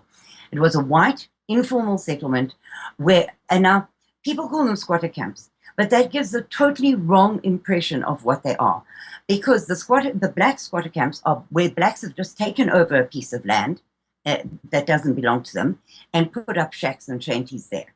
The whites have been given land by some sympathetic white farmer person, whoever, has given them a piece of land and said, okay, you can come and live here because you have nowhere else to live except on the side of the road. Because these people who are middle class or upper class have lost their jobs, therefore lost their homes, lost their cars, lost everything. Their kids who were at good schools cannot go to school anymore, and they had nowhere to live. So a lot of them were living on the side of highways under makeshift shelters. So a sad thing about South Africa is that a white person feels honored to live in one of these informal settlements because they at least have some safety in numbers there. Anyway, So Coronationville was there, and it had been going for a long time, and it was filthy and awful, but they had done the best they could. Well, the government came along and said, no, we need this piece of land. You can't live here anymore. So what we're going to do is we're sending the bulldozers in tomorrow, and we are going to bulldoze over your houses and caravans and tracks, and you must go. A very well-known South African activist, Sunette Bridges, went in and got a stay order that the government could not bulldoze down these houses until these people had found another place to live. And the government then said, all right, we will give you this piece of land to live on, and we are going to bulldoze your shacks in 10 days. So the piece of land that they gave to these whites is an unreconstituted garbage heap called Tainfilet. Now, imagine this. It hasn't been compacted. It hasn't anything. It is just a recently unused garbage heap. So it has broken bottles, tins, filth, garbage, rotting food, condoms, everything sticking through the soil. The government then went and put up some houses. Well, these are corrugated iron shanties with no foundation, so they are just perched on the top of this garbage heap. And they have got 4 walls and a roof, no windows, no ventilation, no electricity, no running water, no nothing. So for 300 of these houses, they installed 5 faucets for running water for these 300 families that were supposed to move there. Then no toilets, no nothing, no electricity, nothing. So these people moved there. And on the second night that they were there, there was this biggest storm that area has had in years. Well, the holes in their roofs were obviously visible then, and the water came pouring through. So they were knee-deep in this garbage, this mush-mash of filth. They were knee-deep in because they don't have beds, so they were sleeping on this mud. And a wind came up, and because those houses had got no foundations, they were blown over. They found them 4 streets away, these houses. Now, across the road from this white government-designated settlement is black RDP housing, which is an informal settlement by the government for the blacks. They have solar heating, they have electricity, they have running water, they have toilets in every single house. They have brick houses with proper foundations, they have roads, they have everything. So these people at Muncieville, they had to live there. They had nowhere else to go. So they moved into this place. And this charity that I told you about earlier on took pity on these people and started getting donations to put concrete floors into the houses because it is now winter in South Africa and it is a very, very cold, miserable winter. And just uphill from this settlement is another settlement where the water rushes down open pipes and onto their garbage heap. So they are always knee-deep in unbelievable, stinking, disgusting filth. Wow. So they started putting concrete floors into these houses for these people, and that is why one of the reasons why they need money so badly. These people didn't have beds, they didn't have blankets, they have scarcely got clothes, and they had no foods. And there is one porta potty put up for each 5 houses. Now it's got a 10-gallon bucket and they are changed once a week. So can you imagine 5 families using 1 bucket for a week? It is mind-boggling that this is how the government thinks that white people deserve to live. Yeah. So these people are ill. They are dying of malnutrition. They are sick. The babies are dying. Man, so this charity organization had a charity drive just before the winter, and they went to take stuff, blankets and food and whatever, to these people in Munseyville. Well, they were handing out the donations, and the blacks from their nice houses came across the road, and they were demanding that they get given these donations as well. So the little white girl in charge of this said, well, you know, if babies are hungry, and a baby is a baby, black or white. So yes, help yourselves. Once the white people that it was designated for have theirs. The blacks started going crazy about, we don't like this food. We don't eat the tins of this. We don't eat cans of that. We don't want rice. Well, nobody asked them. You know, if they really need donations to such a degree that they need to come and take away from the whites, then be grateful for what you're getting. So the whites are under terrible threat in South Africa. And there are 1 million and more of them. That's 1/3 of the white population living like that. Wow. Of which 350,000 are children. Now, in South Africa, you pay for school. You have to wear a school uniform. There are not buses that pick you up to take you to school. You have to get yourself there and back. And you pay for your school books. Now, if you are living in those circumstances without a single hope in the world of ever getting a job again because you're white, how are you going to send your children to school? So this charity asked, could they please put up a small building where they could school the younger children in reading and writing? And the government said, no, you may not have permanent buildings on that garbage heap, only what we've given you. So they asked, could they put up a little clinic where some good doctors would give their spare time to help these people? And the government said, no, you may not put up a permanent structure on this piece of property. So that camp is a picture of I don't know how many there are. We are trying to find out how many. We believe there are 800 plus of those camps in South Africa, but we don't know for sure. So that is just a picture of how these whites, who were once middle class, hard workers, God-fearing, church-going, good people, what they have been reduced to. So the question of why do they not leave South Africa? How? Right. If you don't know where your next meal is coming from, where are you going to get air tickets and money for visas? Yeah. And when no one is going to help you either. I mean, in some cases, some of the people that we now see coming to Europe, they're fleeing their conditions. They have the money to get out, right? They've paid people to get on boats or something, you know? Yes. Yeah. And in this case, we're talking about a situation where the government is disincentivizing other companies to hire a minority in the country by law. And I mean, this is just going to spiral out of control. Can you imagine if this was done to any other people than whites? If this was a government policy, my God, we would hear about it until our ears were bleeding, you know? Well, the government has put out an edict. It's not a law, it's an edict saying that municipalities, which are town councils, and government departments must rather keep vacant jobs vacant.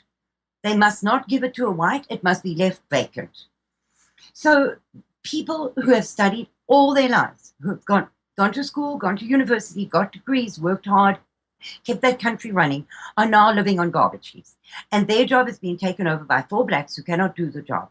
And that leads into the next subject, the downfall of the country. So we have one electricity supply commission in South Africa. It's a parastatal, it's partly owned by the government. We don't have a choice of who you get your electricity from. It's Eskom or nothing. So Eskom has not built or maintained a single power station in that country since 1994. So the power grid is falling to pieces. And what they have in South Africa is load shedding, which means that the government chooses, or Eskom chooses, an area, always white, never the black areas, where they turn off the power for X amount of hours or days at a time. Now they go from 3 hours to 7 days, power outages. Now you have to understand that as I've said before, these people who still have homes, their whole security system depends on electricity. If your power is out for more than a day at a time, your gate batteries go flat, your alarm system batteries go flat, your cell phone, everything is done by cell phone in South Africa, your cell phone batteries go flat. So you are a sitting duck. But to add to that, Eskom then publishes every day where the power outages are going to be and how long they are going to be for. So they are giving every day a roadmap to the criminals and telling them, go to this area because the whites are helpless. So that's one of the things that is happening in South Africa. Now, South Africa is a very dry country, very, very dry. We have 7-year cycles, 7 years of rain and 7 years of drought. And at this moment, we are in a 7-year drought. And our esteemed Minister of Water Affairs said that the water shortage is due to the apartheid government because we built the dams too big. If we had built smaller dams, they would have filled up quicker and there would be plenty of water for everybody. So the big dams take too long to fill, and that's why we have a water shortage. It's apartheid's fault. Right, right. The Minister of Science and Technology said that South Africa they never saw the problem of lightning striking people. But it's apartheid's fault because lightning only hits black people and it needs to be investigated and forbidden to happen because it's apartheid that caused this. So these are our esteemed ministers in charge of the whole country. And these are the comments that they are making. The Minister of Law and Order said, if you do not like the crime rate in South Africa, stop whining and leave the country. Right. But they can't. That's the problem. Well, let's speak about that a little bit and what can be done, of course, by others to help the situation, to get to a point where we can start helping each other out, because I still think this boils down to not only the information struggle that I mentioned earlier, but basically people don't know. That's the primary reason. They don't understand. They're fed, first of all, with lies about it. So even if something was raised, they probably will look the other way because they feel, well, they were evil anyway, so they deserve it or something like that. But I mean, I've seen articles from whites in South Africa, well, at least they claim they're from there, that deny, not maybe everything, it's a long story that you've shared with us, but many of the things, maybe not specifically about the poverty per se, but there somehow is violence targeting whites in South Africa and whatnot, and they keep writing about it and they keep laughing at it as it doesn't exist, and that those people who speak about it, it's just they're just lying and they're really horrible racists and all these kinds of things. And there seems to be that type of struggle when people go to try to find out. They encounter online as well, of course, not only through the mainstream, but they encounter a lot of material that counters all of this. How do you propose we from the outside, like beyond, of course, listening to people like yourselves, but how can we get a clearer picture? Is there anybody that's done a more definitive documentary on these kinds of things that you're talking about, or is there any independent media that had covered a lot of the things that you talk about? You know what the problem is, Henrik, and this is a very, very sad truth. The same activist that I told you about, Sunette Bridges, now she took some of those people from Coronationville and she is trying to build a place called Kleinville. They bought the land and they are putting up really good houses and they are trying to start a self-supporting community of whites. And if it's successful, they will then build more Kleinvilles. So some people came out, a BBC contingent came out, and some press people from Belgium came out to film Kleinville and what is happening there. Well, it cost her an awful lot of money to set this whole thing up and to accommodate the film teams and everything. What the end result of that was a totally biased documentaries that came out on the part of these film companies that said that she particularly was an incredible racist and was trying to go back to the apartheid era. They did not see one thing good in what she was doing, not a thing good about it. Of course. So now the South Africans are a little bit disenchanted with the world press and very unhappy when they come in to film things, because they know that the sympathy is not going to be there.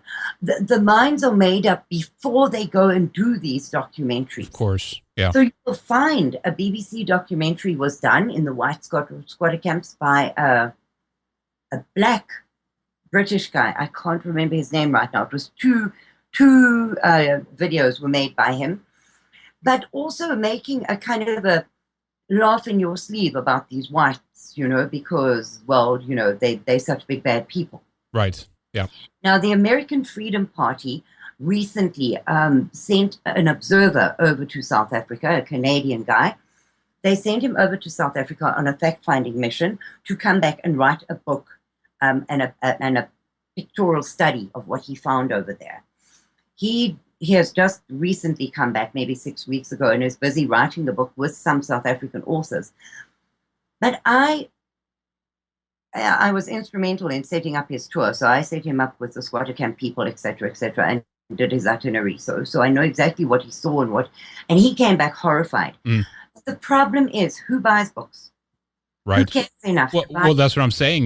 That's why I'm talking about independent people, of course, who can look at it objectively and also go in there with with cameras. And I mean, it's never going to come from BBC, because I think part of this as well is part of the propaganda that they cover when it comes to what's happening in South Africa is intended to be targeted towards the whites in that country, right? So the British need to know that, look at here, this is what happens when you go this way, kind of thing, So it's different ways and capabilities. They're trying to keep people in check, but that's what I'm saying. We need like an independent film company or something that can really go and detail this and share this for free online on the web. I know all of this costs money. I know this would take time and all of this, but that's, in my view, that's one of the first things that have to be established, that the information have to get out to people so that they can make that judgment for themselves and realize what is at stake, Well, we have some small personal people, not independent companies. We have very, very brave South Africans doing exactly that now, putting up YouTubes. There's a website, Stop the White Genocide in South Africa. The lady who runs that website puts up a YouTube every single month detailing all the white murders and all the bad things that have happened in South Africa that month. Now, what you have to understand is that in South Africa, you can be disappeared. And my fear is that these people are painting such a large target on their own backs by being patriots and being stand-up, truth-telling people, that they will just disappear from sight, because they are definitely putting targets on their own backs. Right, yeah. A friend of mine works extremely hard in all the squatter camps in South Africa. She has branches in every province, which is a state in South Africa, in the United States. And she has volunteers. Now, they don't get paid astronomical salaries. They don't get paid anything. And these are white people who are unemployed, devoting every second of their time to their fellow white South Africans. Now, trying to get somebody like that out of the country is an absolute nightmare. You just cannot do it. You cannot do it. The government says the whites must go back, and they put it in print and they say it in Parliament. The whites must go back to Europe where they belong.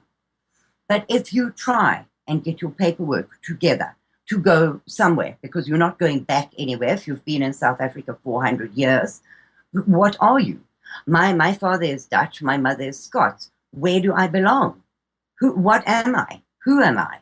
Well, so, I'd say you're European. Your ancestors have lived in Europe for thousands of years. That's. I know that you might have a different opinion on that, and I'm not claiming that I can be in a position to understand that, since I was born in Europe and I'm from there. But it's almost like I wish, this is my point. What I want to get to is that I wish that there was a concerted effort by Europeans then to help our cousins who come from Dutch, German, French, etc., even some Scandinavian stock to Yes. come back and to continue their way of life, but somewhere in Europe and be protected, just like they want to protect all these refugees now they're coming to Europe. Yes, absolutely. But you see, from my research, as I understand it, either the United Nations or Amnesty International has to declare South Africa an unsafe country for whites.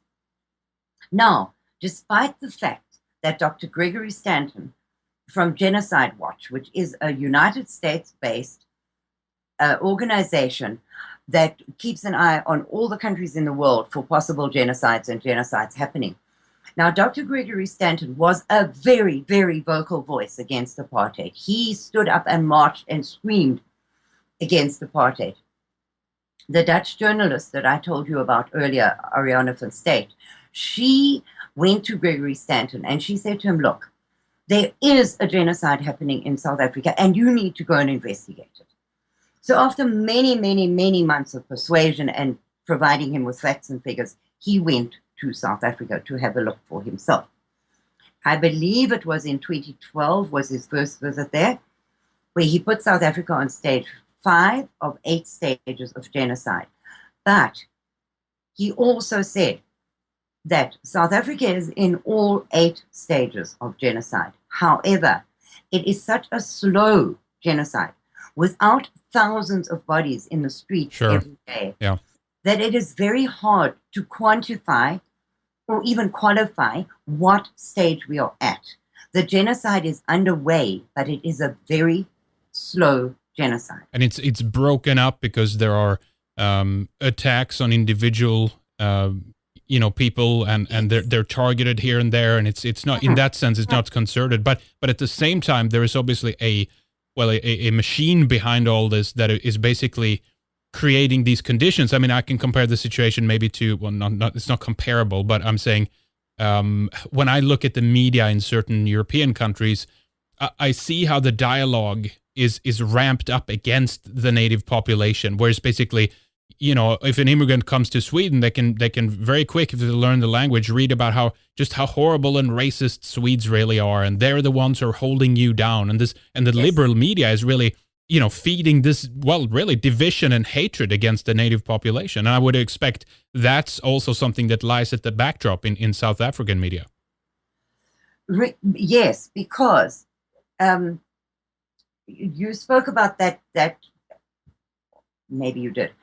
A European guy, a Brazilian, I think it was, maybe a Brazilian, but anyway, he put up a plea for other countries to take South Africans back. Yes, that's right. The petition there. Yes. Yes. So there is on YouTube a TV interview with Dan Roth and a couple of others about their reaction to this thing. Now, the white TV presenters are saying they are shocked, disgusted, and horrified, which is what you were talking about earlier. The whites themselves have got their heads stuck in the sand and don't want to see this. Yeah. So there was this whole thing on TV where they said they are absolutely disgusted. They cannot understand how any white person could want to call this a genocide. South Africa has got its problems, but this is not a problem in South Africa. And they had Dan Roth on that program, and he said, look, there is a white ethnic cleansing of genocide going on. You cannot deny it. Well, he was laughed at. Yeah. So what I think, and having not been out of South Africa very long and having been very well off when I was there, this is what I think. The people who are coining it off of South Africa right now are quite happy to fill their pockets while they are still safe. Now, they have the money and they live in gated, guarded communities. They drive on roads where they do not have to pass the squalor and the horror of the black and the white squatter camps. And until somebody in their family is either murdered or robbed or whatever, they can afford to ignore, because they have a visa in their passport or a foreign passport in their possession. They have money offshore and they can leave at the drop of a hat. Where these people that we are talking about, who are dispossessed of everything cannot even think about leaving. If you are making money hand over fist, which is still possible in that country, you are kind of obliged to not notice that things are going to hell. And so that is the divide in South Africa. But in the white population, those who do not wish to see, because that is what it is, they do not wish to see it. And those who do see it and are suffering it. Yeah. Well, it's very, very difficult to try to get this through. As I mentioned earlier, I saw actually after the Dylan Roof shooting in Charleston, I saw was this one South African lady, and it's just one article. I'm not picking this out. It's extraordinarily, spectacular or anything like that, or particularly, wicked in any way. But it was a good, just like a little sample, a pick of some of the things that comes up now and then. But it was basically this white South African woman. She was writing about how, how she had met horrible people like Dylan Roof online, Yes. and they kept claiming that there were somehow a genocide in South Africa, and she kept saying, these people are wrong, I have to laugh at them, and that's the kind of battle that's going on. Now, do you think that these individuals are simply misinformed, they don't really see what's going on, or are they part of another agenda, or they just denying it and can't face the reality? Or is it possible that, as it is with some European countries, that you have people who are in very, very homogenous areas,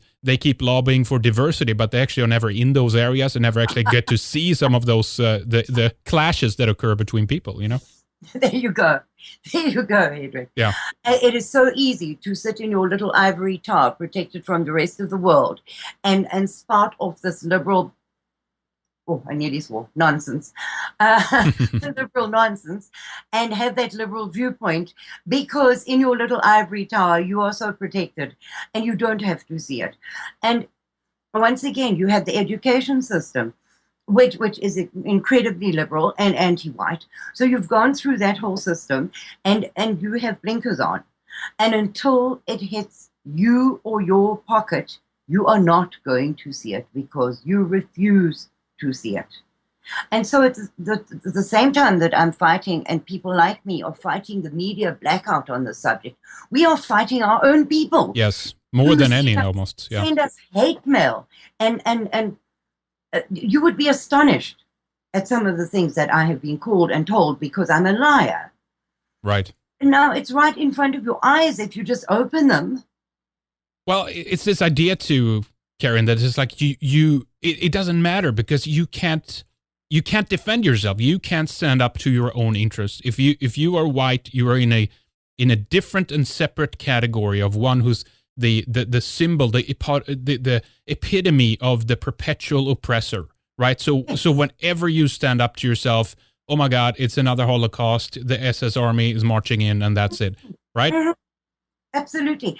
And a thing that I haven't mentioned to you, but really needs to be mentioned, because there's a Chinese influence in South Africa. Now, I saw a map the other day of where in Africa China owns the mineral rights, and it's practically the whole of Africa. So the Chinese have been, because of South Africa's agreement with BRICS, which is Brazil, Russia, India, China, and South Africa. Because of their agreement with those countries, the Chinese have been pouring into South Africa. And they were finding it very difficult, because they were not classified either white or black. So they had to abide by the BBEEE rules.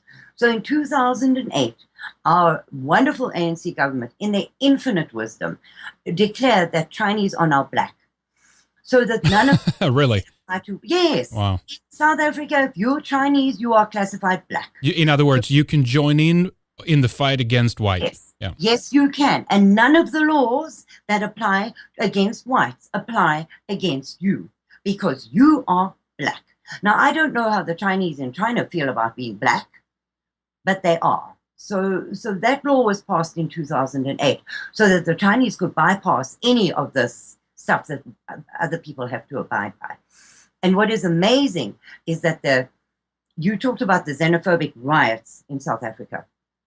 Well, there are so many foreigners in South Africa right now, because as every other white country, they are pouring over the borders, unstoppable hordes of them. But the blacks in South Africa, do not approve of this because the unemployment rates are over 50%. Exactly. So if they cannot get jobs and the houses and the free electricity and the free everything promised by the ANC government, they don't see why these foreigners should get it.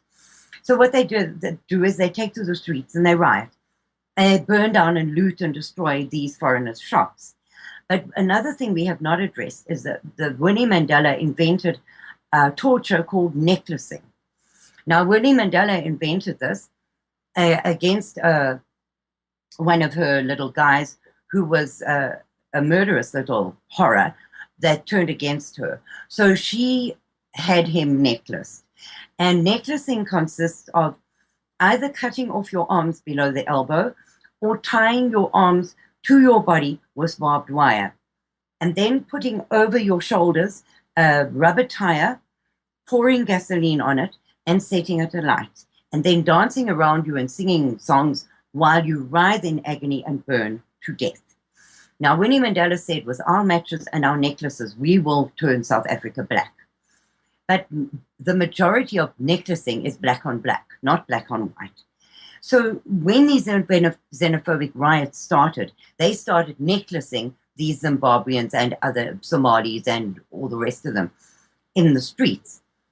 And the world stood up and paid attention for once to what is going on in South Africa. Felt very sorry for these blacks, and there was a whole outcry. But the Minister of Finance or Minister of Commerce or whatever said, and here's another little gem for our collection of our ministers' sayings, said that these foreigners need to tell the locals their secrets of running a business because they have secretive ways of doing it. They need to tell the locals so that the locals can also have successful businesses. So essentially, they deserve to die because they're keeping the secret of success from the local people. Really?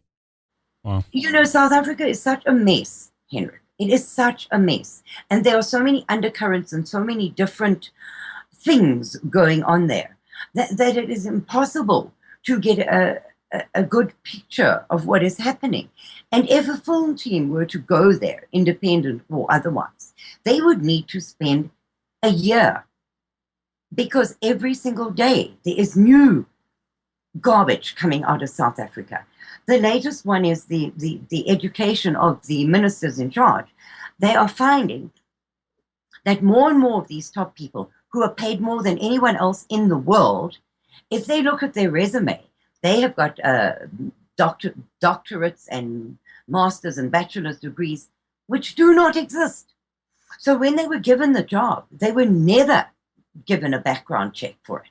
So we have ambassadors to other countries with PhDs that don't exist. We have got the guy, here's one for you. The guy running the railways in South Africa, he has got this PhD in engineering. So the blacks in South Africa, a lot of them commute to work on the trains, on commuter trains. And if a train is late, they will burn it to the ground. So the next day, obviously, there's one train left. So less than there was the day before. So they have to overcrowd on the trains that are available. So they burn them to the ground because now there's not enough space on the trains for them to get to work. So over the years, our trains have been diminished to a degree that they're getting burnt every day because there's just one or other protest against them. So they put out the 60 billion rand tender for trains for South Africa. And this PhD in engineering guy orders them from another country where their engineers told him that these trains are too tall. They will not run under the bridges in South Africa. They will not run under the overhead lines, and they will not run under the overpasses because they are too tall. Well, he didn't listen. So they spent all this money. The trains were built to specification and delivered. And guess what? Oh my goodness, shock of shocks. They can't run in South Africa. So now we have these billions of rands worth of trains that are useless in South Africa. So obviously they needed a scapegoat, so they started investigating the people. And this guy's taking the hit. Well, he should. He should, because he doesn't have even a matric, probably, never mind a university degree. But this is the class of people running South Africa. Well, I mean, obviously this is being funded still to a certain extent, and if there is no knowledge in running the country and the processes that have been run previously by educated people who know what they're doing, it's obviously going to fail eventually. It will go under either on a functionality basis, or it will go bankrupt trying to keep propping it up. Is what do you see for the future? How is this going to turn out? What's going to happen next, do you think? Is it just going to get slowly and slowly worse, or is it going to be a radical difference in some way? Well, it would appear that the downfall of all infrastructure in South Africa is speeding up, because for the first say 10, 15 years of the ANC rule, things kind of just jogged along, But if you don't maintain things, they are going to fall apart. So the power stations have fallen apart. They are pumping billions of gallons of raw sewage into the sea and into the rivers in South Africa because the water purification works have not been maintained.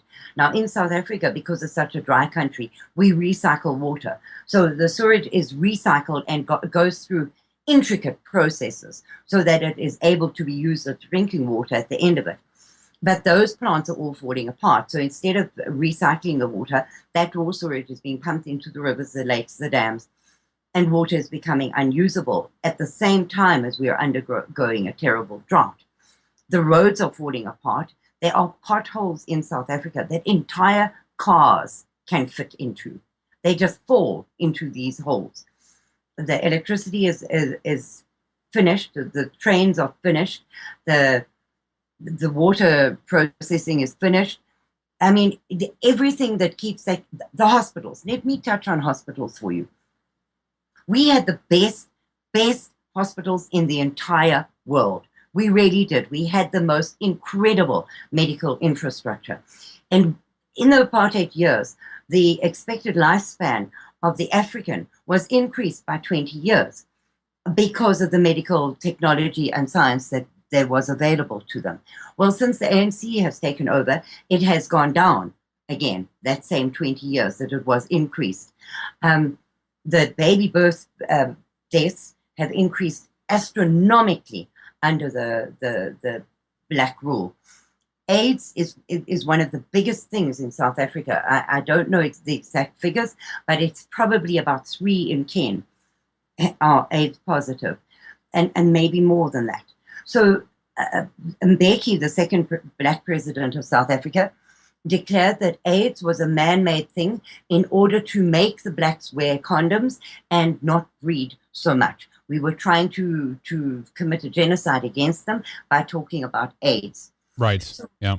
When they went to an international conference on AIDS, where people had this incredible scientific stuff on their stands, I mean, they had PhDs and incredibly intelligent people showing the latest medical advancement in AIDS. There was the South African contingent with lemons, garlic, and beetroot on their display on their stand there, because for them, this was the cure for AIDS. So in amongst all this high technology at some Western European conference on AIDS, this is what South Africa had. They did not believe in it, although millions upon millions of blacks are infected by it and are dying. Now, that's one of the places that the rest of the world is giving billions of dollars in aid, but the hospitals in South Africa do not have anti-AIDS retrovirals, which money is donated for by the rest of the world. The hospitals have no beds, they have no water, they have no food, they have Cuban doctors, they have nothing. If you were to see pictures of the government hospitals in South Africa, you would be sick, and you would never understand why people go there. Because when you go to a South African government hospital, you need to take your own mattress, which they will put in a corridor and make you share with somebody else. You take your own blankets, your family have to bring your food and your drugs in. A guy went in the other day for an appendix operation. They cut him from breastbone to hip bone and didn't stitch him up afterwards and sent him home like that. Wow. So those are the hospitals in South Africa. And this is how that country is falling apart rapidly. So it is not a slow decline. It is speeding up. astronomically, because the things that have been able to sort of maintain themselves slowly through the years. It is now 21 years of ANC rule, and things are falling apart. And now what they're doing is signing a contract with the Russians for nuclear power stations in South Africa. Is that not a recipe for absolute disaster? Yeah, I did not know that. I think partially, Karin, that if there is such a thing as a success story in people basically going their own way, as you said before, want a desire to be left alone and to preserve who they are and live in their own way on their own terms. And if that is something that has been a recipe of success, not only, of course, do our controllers need to rewrite that story and say, actually, it was horrible, it was the worst thing the world has ever seen, let's never do it again. But I think I think that's done in a concerted effort to try to basically say, if you go that way, you're never going to be successful, because in the times we're in right now, they want to try to achieve a multicultural utopia. I think some people generally sincerely believe within the system that's promoting it that this is going to be achieved. I suspect there are other peoples, maybe higher up the ranks, that knows that this never will be able to be achieved, but they're creating these conditions for other reasons that could be debated, of course. But it's built on a premise of egalitarianism, of equality, of this thing that there's a deep, desperate desire for this multicultural utopia to work. We have to assume that everyone is equal and they can do everything as well as everyone else can. It doesn't matter. There's no difference between us. But if this is not the case, if this is untrue, if we are different, if we have different capabilities, if we are, good at different things, what have you, then this is something that has to be denied at all costs, so that this multicultural experiment that we're going through right now in the West, of course, not in many other countries, but then this has to be pushed through.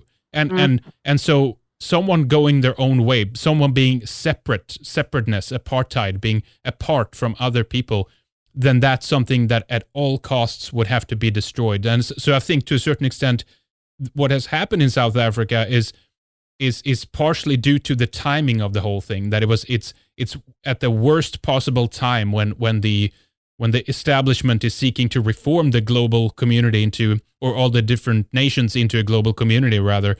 And that's one of the things that happened, that this success story that you guys had to be destroyed for them to be able to pull through and convince everyone else that, in fact, it was not good. They didn't have anything. It was, in fact, a horribly suppressive system that was holding everyone down. And it's finally now that, you guys are free from this oppression that the country is finally going to bloom into its full potential, right? That is the wonderful story, because they call South Africa the Rainbow Nation. Well, as far as I'm concerned, if the rainbow were entirely black, well, then that would be true. But there is no rainbow in that nation, and there is no pot of gold at the end of the rainbow. And so that leads me into wanting to talk to you about some political parties in South Africa, because it is very important to understand how that works. In South Africa, you do not vote for a person. Here you have this whole gamut of people running for president, and you can vote for them. But in South Africa, you do not. You vote for a party, and then the winning party chooses its people. So they choose the president. You do not. And until recently, the DA, the Democratic Alliance, was the white face in parliament in South Africa. And there are a few seats held by the Vryheidsfront Plus, the Freedom Front Plus, few white seats held. But essentially, the white population have no voice in politics. Now, recently, a fledgling political party started up. They're called the Front National, and they are trying extremely hard to get a voice for the whites in parliament. So what they did was they went to the United Nations and asked for accreditation to be allowed to speak on behalf of the white South Africans. And they got that. Now, they are trying desperately to raise funds so that they can go to the meetings and speak for the white South Africans. But what they found was that despite all the promises of these many very small supposedly white political parties in South Africa, who had said that the world is not listening to us and they're not listening to the plea of the whites. So when a Front National went to the United Nations, they found that nobody had ever asked for the United Nations to look at the cause of the whites in South Africa. There had not been one application put in there, while these other so-called white political parties in South Africa were blowing their own trumpets about the hard work they were doing on behalf of the whites and that nobody was listening to them. So Front National have put in a request for the United Nations to please have a look at the white genocide happening in South Africa. We don't know how that will go or whether it will go anywhere. They also, the contingent went to the Unrepresented Nations Conference in Australia and gave evidence on behalf of the white South Africans about what is happening there and are trying to get them declared an unrepresented people. We don't know where that will go either. But I personally want to really give kudos to Front National because they are also just ordinary people. I know a lot of those people. They are just ordinary white South Africans suffering and struggling the same as everybody else is in that country. But they are the first one who have lived up to their promises to stand up and go to these big organizations and ask for a voice on behalf of the white South Africans. They're also the ones who stood up and organized defending the statues when that whole statue throat pooper had happened and they were going to pull it down. They sent people to protest and to protect other white South African hero statues in South Africa. They have offered a home for them because they are going to be taken down.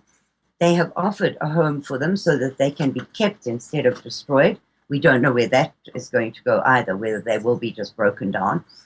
But I must say that there is an awakening in South Africa and in a very small degree across the world to what the whites are suffering in South Africa. There is a small glimmer of hope. But the thing that the South Africans want most, and they still want it to this day, is a Volksstaat, a homeland that belongs to them. And they have suggested the Cape, where they first landed, where there were no blacks, where there are no blacks who have a claim to the land, and they have suggested that they get given that back. Now, when the whites voted in 1992 for the end of apartheid, the question of the referendum that they voted on was, should the government continue negotiations towards the end of apartheid and a tripartite government for South Africa? Mm-hmm. Right. Now, the whites voted overwhelmingly. There was an 85% voter turnout, and 67 or 68% of those voted yes, that we should continue negotiations towards a tripartite ruling party. They did not say, yes, we want this country turned over to the ANC black communist government. Right. So they were fooled from the very beginning. But the point I'm trying to make is the CODESA agreement was also signed, and in those negotiations, it was said that white Volksstaat would be considered, and it would be put under discussion by the tripartite rulers of the country, and they would consider whether the whites could get their own homeland. Well, that has never gone anywhere. So there is an agreement standing in South Africa that the whites should be considered for their own homeland. It's never going to work because 90% of the tax base in South Africa, despite all the problems that the whites are suffering, 90% of the tax base is whites. So they need them. That's what you're saying. They don't want them, but they need them. So if that's a good point, because if whites are so just absolutely horrible and oppressive and whatnot, why not let them disconnect then and go their own way and set up their own country? But then that makes sense, because then there is a position of of need here, that to a certain extent their production base is wanted to be able to continue to fund the country and to fund the government that it seems to, as you've been described, incapable of taking care of certain things. Really, really, really, really, Henrik, it is you can't wrap your mind around it, because at the same time that they were saying, kill the Boer, go back to Europe where you belong. If you don't like it here, just leave. They need you, and they make it impossible for you to leave, because there are certain papers that you need to immigrate. So you need a police clearance, you need a birth, but not just your small birth certificate. You need the full birth certificate. You need a marriage certificate. You need all of these things, but you need to get them from Home Affairs in South Africa. So if you ever get to the counter in Home Affairs, which you can take up to 5-6 days of waiting in a queue and going back the next day and waiting again and going the next day and waiting again, you hand your paperwork in. Now, in my case, I married an American, born and bred in America. He had been in South Africa for 2 years at the time. So when I went to apply for my unabridged, that's the word I was looking for, unabridged marriage certificate, I finally got it after about 8 months of waiting. And on that certificate, it said that my husband was a South African. So I had to go back and undergo the whole process again. And then you have to get a police clearance. Well, that can take 2 years for them to get to you. So I got mine. And when I went to the American embassy to hand it in, they told me it was printed on the wrong paper. I needed to go back and get another one. So you go back and you apply again, and that takes another 2 years, by which time many of your other papers have expired. So you need to start from the beginning again. So you understand that even if you have the means and the qualifications to go to another country, the South African government makes it so impossible for you that you cannot get your paperwork together. Yeah.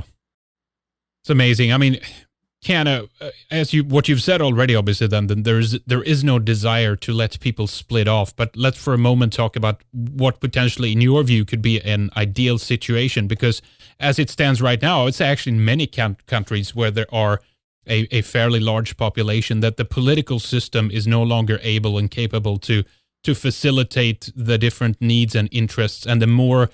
Well, we know what diversity means. It means less white people, but the more diversity we get in some of our Western countries or countries founded by Europeans, the more difficult it also becomes, because all these different people have tremendously different needs. They have different backgrounds and cultures and all this kind of stuff. So it falls out of the hands of the politicians. But that would imply that maybe we're heading in a direction of smaller regions, at least maybe temporarily, not as the final kind of workaround on this. But do you think that it's possible that something like that might be able to occur in South Africa? I mean, what would you wish for? What would be a good outcome, an ideal, if you could decide?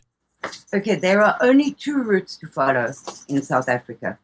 The wish, the fervent prayer of the Afrikaner for a volksstaat, that they be given their own place.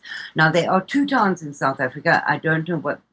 The second one is not as famous as Orania. There is Orania, which is a town that was bought by a white Afrikaner group. It is a totally white town. They have their own money, their own everything. They don't even have a police force because it is so crime-free there. You have to speak Afrikaans. You have to be an Afrikaner to go and live there. They are farming. They are interacting commercially with the rest of South Africa, and they are doing extremely well. They teach in Afrikaans. They teach the correct history of the country. They have their own schools, their own sports teams, their own everything. And they are doing incredibly well. But they are not self-governing. They still fall under the ANC government. So if the ANC decided tomorrow that blacks must be allowed in Orania, they would have to abide by the local laws, and they would have to allow it. So although they are an incredibly successful town, where they have built from a ghost town to a farming, educating community that has got everything that a community needs, and they are clean, tidy, prosperous, everything, that they still fall under the ANC government. So it could change tomorrow. right? Exactly. Yeah. They have already fended off a lands claim, which is another thing we haven't touched on, but they have already fended off one because the people who wanted to claim the land that they built on, they paid them cash and they went away with their claim. But another claim could happen tomorrow, and the government could just as easily say, listen, you're not going to pay it out in cash. We are taking this land and we are giving it to a black tribe whose ancestor 500 years ago maybe grazed a goat there, because that's all you have to say happened, and that land belongs to your tribe. So it could happen tomorrow, but it is also a proof that Afrikaner self-governance is very good for the country and can work. Now, that is first prize for the Afrikaners in South Africa because they say they are as African as anybody else. They have a right to be there and they are not leaving. Despite the murders and despite the torture and despite everything, they are not leaving. That is first prize for them. I don't know whether I believe that will work or not. There are days when I think so, and there are other days when I think, oh my goodness, they are still going to be surrounded, outnumbered by black people who are going to flood into their white country in the hopes of making a buck, and the whole cycle will start again. Right. So yeah. I don't know what I believe about that. But if that is what the Afrikaners want, then in my prayers, that is, and in my talks, that is what I want for them, because I can't make up their minds for them, and I can't decide what is best for them. So being their number one prize, I truly hope that that can come to being and that they can have their own place finally. But for me, as somebody who left, and I did not flee the country, I had no intentions of leaving. I met and married an American, and he could not get a job in South Africa as a white man.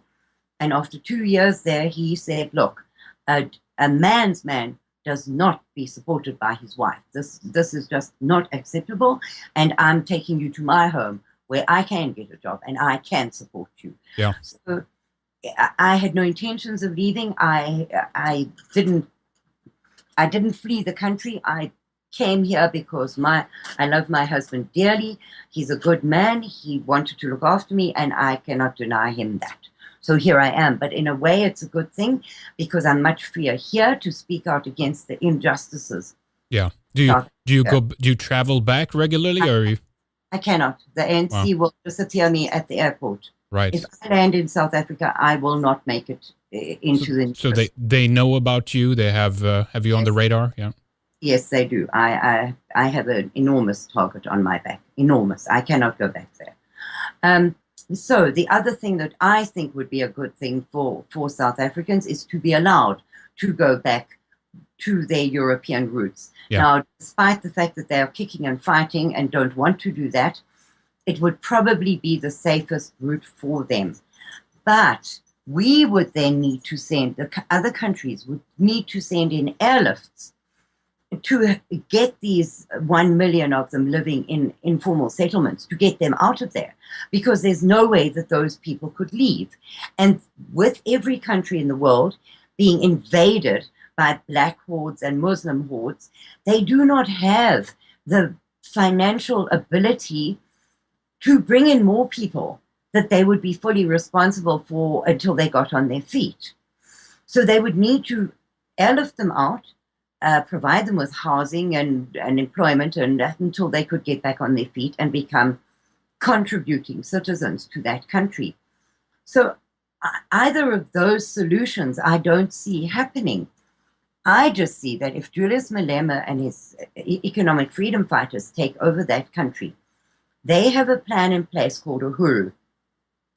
And if that were to happen and their Uhuru became real, within 48 hours, they intend to get rid of every white in the country, to murder them and kill them. And they have plans in place which are perfectly viable. It could happen. It's not an African dream. It is an absolute possibility because the whites are spread out all over the place and easily targeted by determined black hordes of people.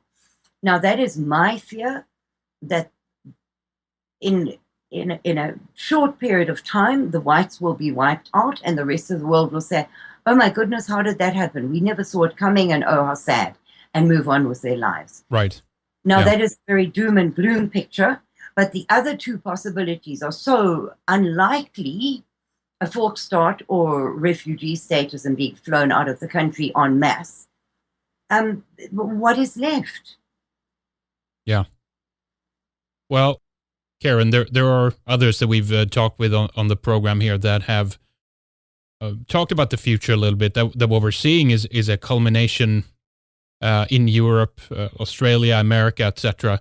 That this is in one way or another going to turn into a larger global version of South Africa. That there are interests in this world that are directing resentment and anger towards us that ultimately will produce violent in a similar way as it has in South Africa. And again, not that the government, at least at this stage, are sending military personnel and police to kill people in a concerted effort like that, but it's something that occurs at random, but quite frequently. There's something that occurs to people on the street level.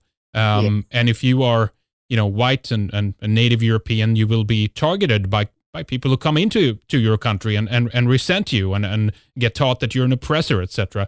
What do you think about that as a prediction? And I mean, is that a reality? What do you feel since you've been experiencing the denial of this type of situation in your country? It's happening everywhere, Henrik. I watch the world in absolute dismay. I saw pictures the other day of these so-called refugees in their tens of thousands, just climbing up the fence and pouring into Spain. I don't know how we are to keep them out. And the problem is that the governments across the world seem to think that it is a perfectly okay thing to do. So the people themselves who do not want this, because people all over Europe and in the USA and in Australia and in the UK and everywhere, the people of those countries have said, we do not want them. Secure our borders and drive them out. Yeah. Send them back home. But the governments themselves refuse to do that. So the people of the world are not represented by their governments, who have a completely different view of the world than the people have. We vote them in, and in the minute they get into power, everything that they promised along the way is forgotten, and they go against every single thing that the people want. So in the countries of the world, we are already being outnumbered because of this mass influx of people who, as I said before, have got no wish to integrate.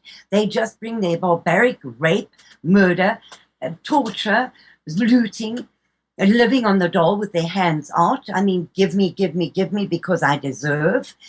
And they're doing this to every white country in the world.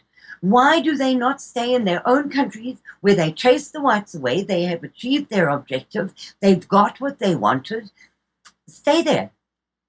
Right. Instead of flooding into other white countries and doing it all over again.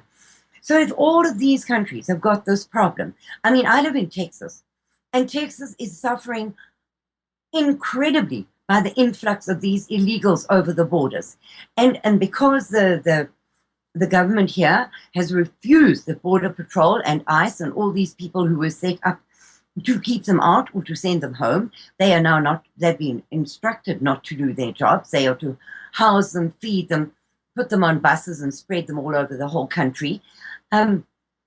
These countries have got their own problems. And the whites are going to be a minority worldwide. It doesn't matter where we already are a minority worldwide. Yes, God, we're very but few. In your own country, in your own white country, I know, which was you Swedish. So in your own Folkstart, which was Sweden, which was pure white. Yep. What are you today? Well, what 16% immigrants at least? I don't even know if we get the real numbers, to be honest. So you never get the real numbers. No. The whole world is refusing to tell the truth to the people because they are scared that we will stand up and revolt. But the problem is because they have dumbed us down, given us a wrong version of history, and frightened us to such a degree by spying on every aspect of our lives. They have scared us into silence, or else given us so many government handouts that it is easier for us to just take the handout and shut up.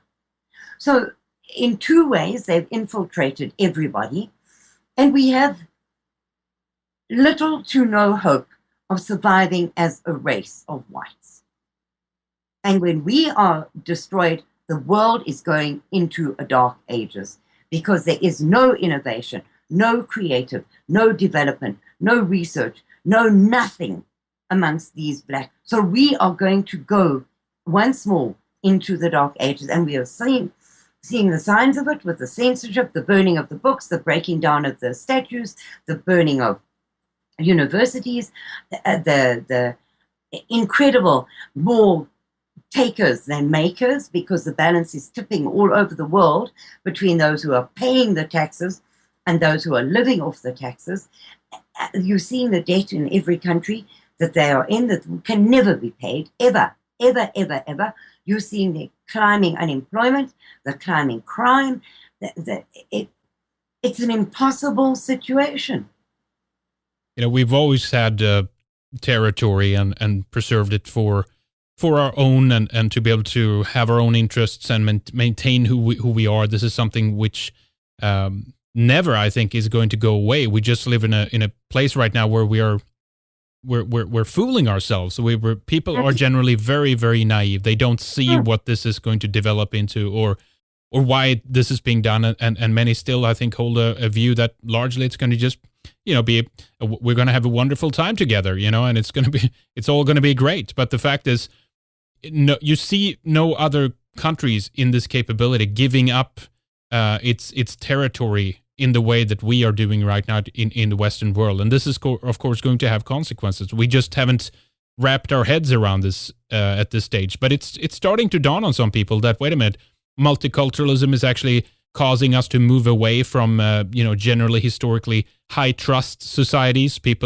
There's more criminality. People are spending more time inside in front of the television rather than to go out in your neighborhood, and specifically for people who live in these so-called transitional neighborhoods where the population are being replaced. They see the brown end of this. They see what's happening. They see that it's not rainbows and love and peace. It's quite the opposite, Karin. But multiculturalism itself is racist, because if you leave people to their own devices, they tend to congregate amongst like people. Yes. So the Mexicans will live in a Mexican area, and the blacks will live in a black area, and the whites will live in a... It comes naturally to people. They will always be those ones who cross the lines and feel liberated by doing so and feel good about themselves. But in general, people will congregate in groups that match themselves. And so multiculturalism itself is an enforced and a false paradigm. It isn't real, it doesn't work, and nobody's happy. No, that's right. Well, I mean, it's a flat-out replacement of the population. They're officially, I've mentioned it many times, but there are official United Nations reports that are talking about, one of the excuses. There's many different excuses. So sometimes they say, well, the refugees, they have to escape. In another instance, well, they come so that they too can have access to an economy and a good life. And then in the next moment, no, it's actually because you are not having any children and they need to replace you. They need to come in and be workers of all the jobs that you refuse to do. And we get all these different excuses all the time. But no matter what excuse they give us, it leads to one thing, and that's the replacement of a people and a population and a driving out of them. And you see, largely due to what you just mentioned, people want to be with their own. So you see white flight in most of these countries, and they go to other areas. The question is, where are we going to be able to be? Where are we going to be left alone? Where are we going to be able to live in the way we want without being forced into a situation where we no longer have freedom of association, Karin? You know what, Henrik? Now, I am the most pacifist person in the world. I really am. I do not believe in violence in any form or shape. I retreat from it. But the only, and it makes me sick to my stomach to even think about it, the only thing that is going to save us is if we stand together.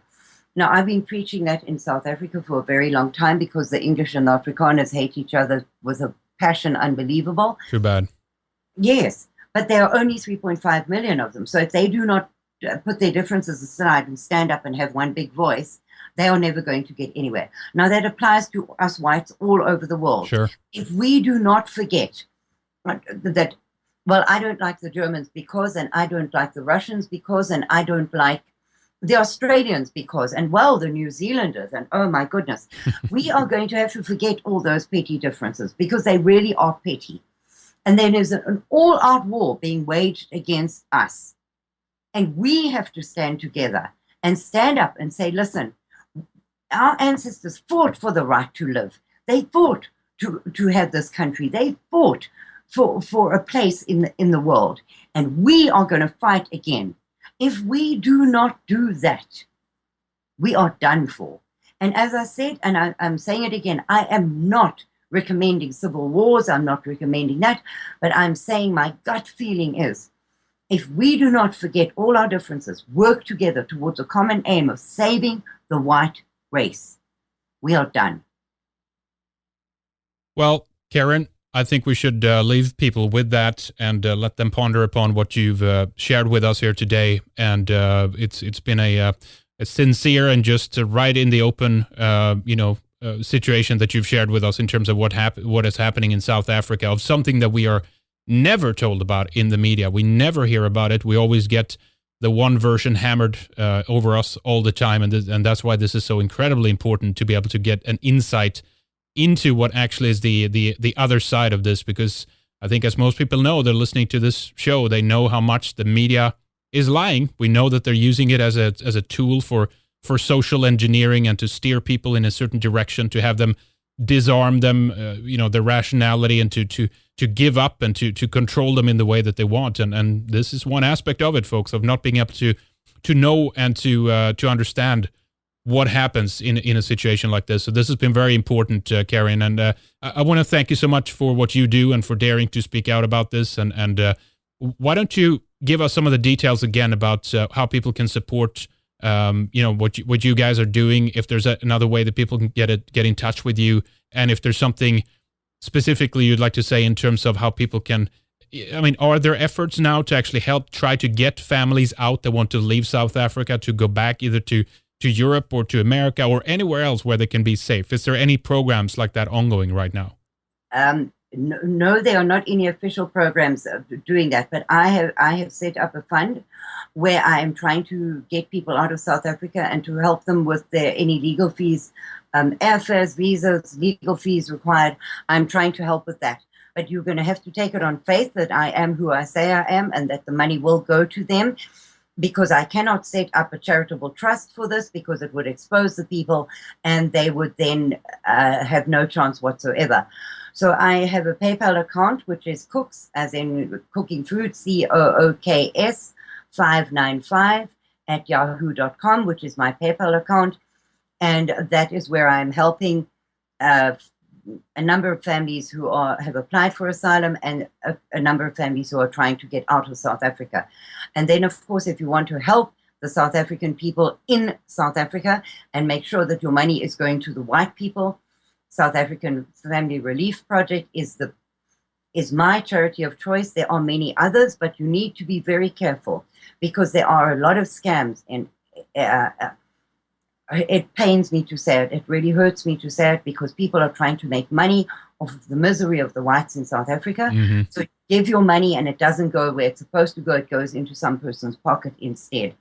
There are a number of charities which you could give to, and if you want to write to me, you can write to cooks595 @yahoo.com, and I will recommend some charities to you. But my charity that I have researched thoroughly, and I know that every penny goes to the whites, is South African Family Relief Project. Other than that, I don't know how you can help, because the Postal Service, which we have not talked about in South Africa, is totally in chaos. They've been on strike for over 6 months. The post offices have been burnt. The international postal receiving place has had the post thrown in the streets and burnt. And if it does get there, you have very little chance of it not being stolen. If it's not stolen, it then goes to the taxman. So anything you send to South Africa, the charity receiving it has to pay tax on it, which is decided by the revenue service in South Africa. They will open your parcel, decide what tax is due on it, and you have to pay it. So that sending goods, which are desperately needed, is a very iffy way to go, because it has a 99% chance of not reaching where it needs to be. So the best thing you can do is send money, and with the present exchange rate, which is about $13 to the rand and 20 pounds to the rand, 20 rands to the pound, sorry, and 30 rands to the dollar. I had that backwards. Your money goes a very long way in South Africa. Those are the only channels that I could suggest, because it is very hard to help these people. The government makes it impossible to help them. So those are the only things I can suggest to you.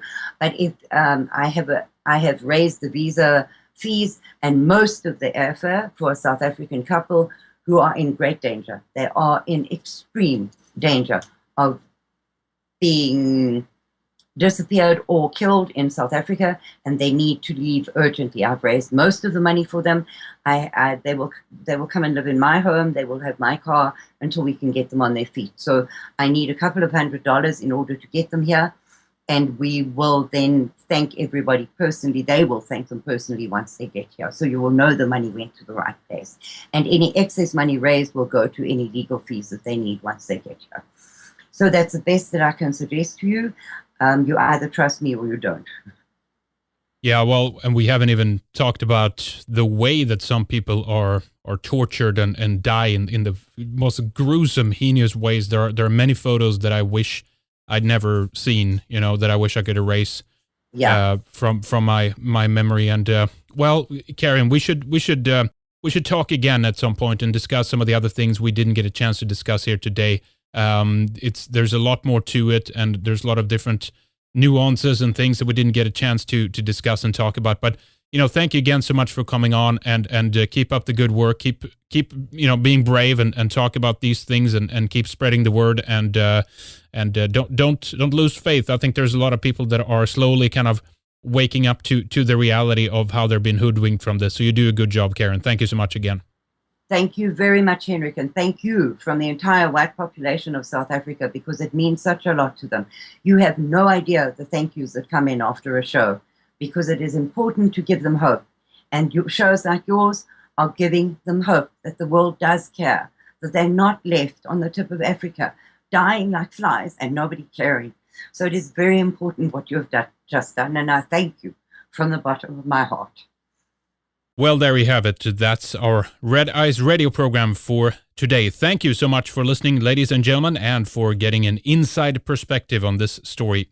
A small insight into one of the biggest and most distorted and lied about tragedies of our times.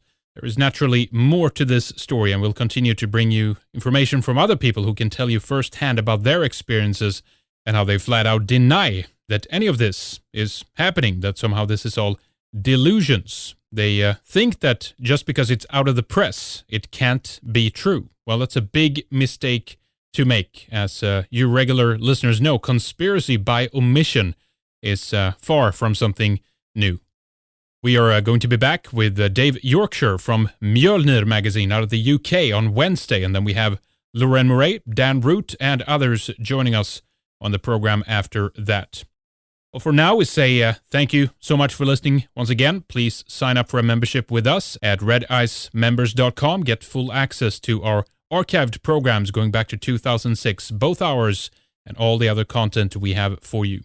For now, we say stay well, and thank you for using your brain, for thinking, for researching, and preparing yourself for what needs to be done. Okay, don't forget to take care of your loved ones, and we'll talk to you soon.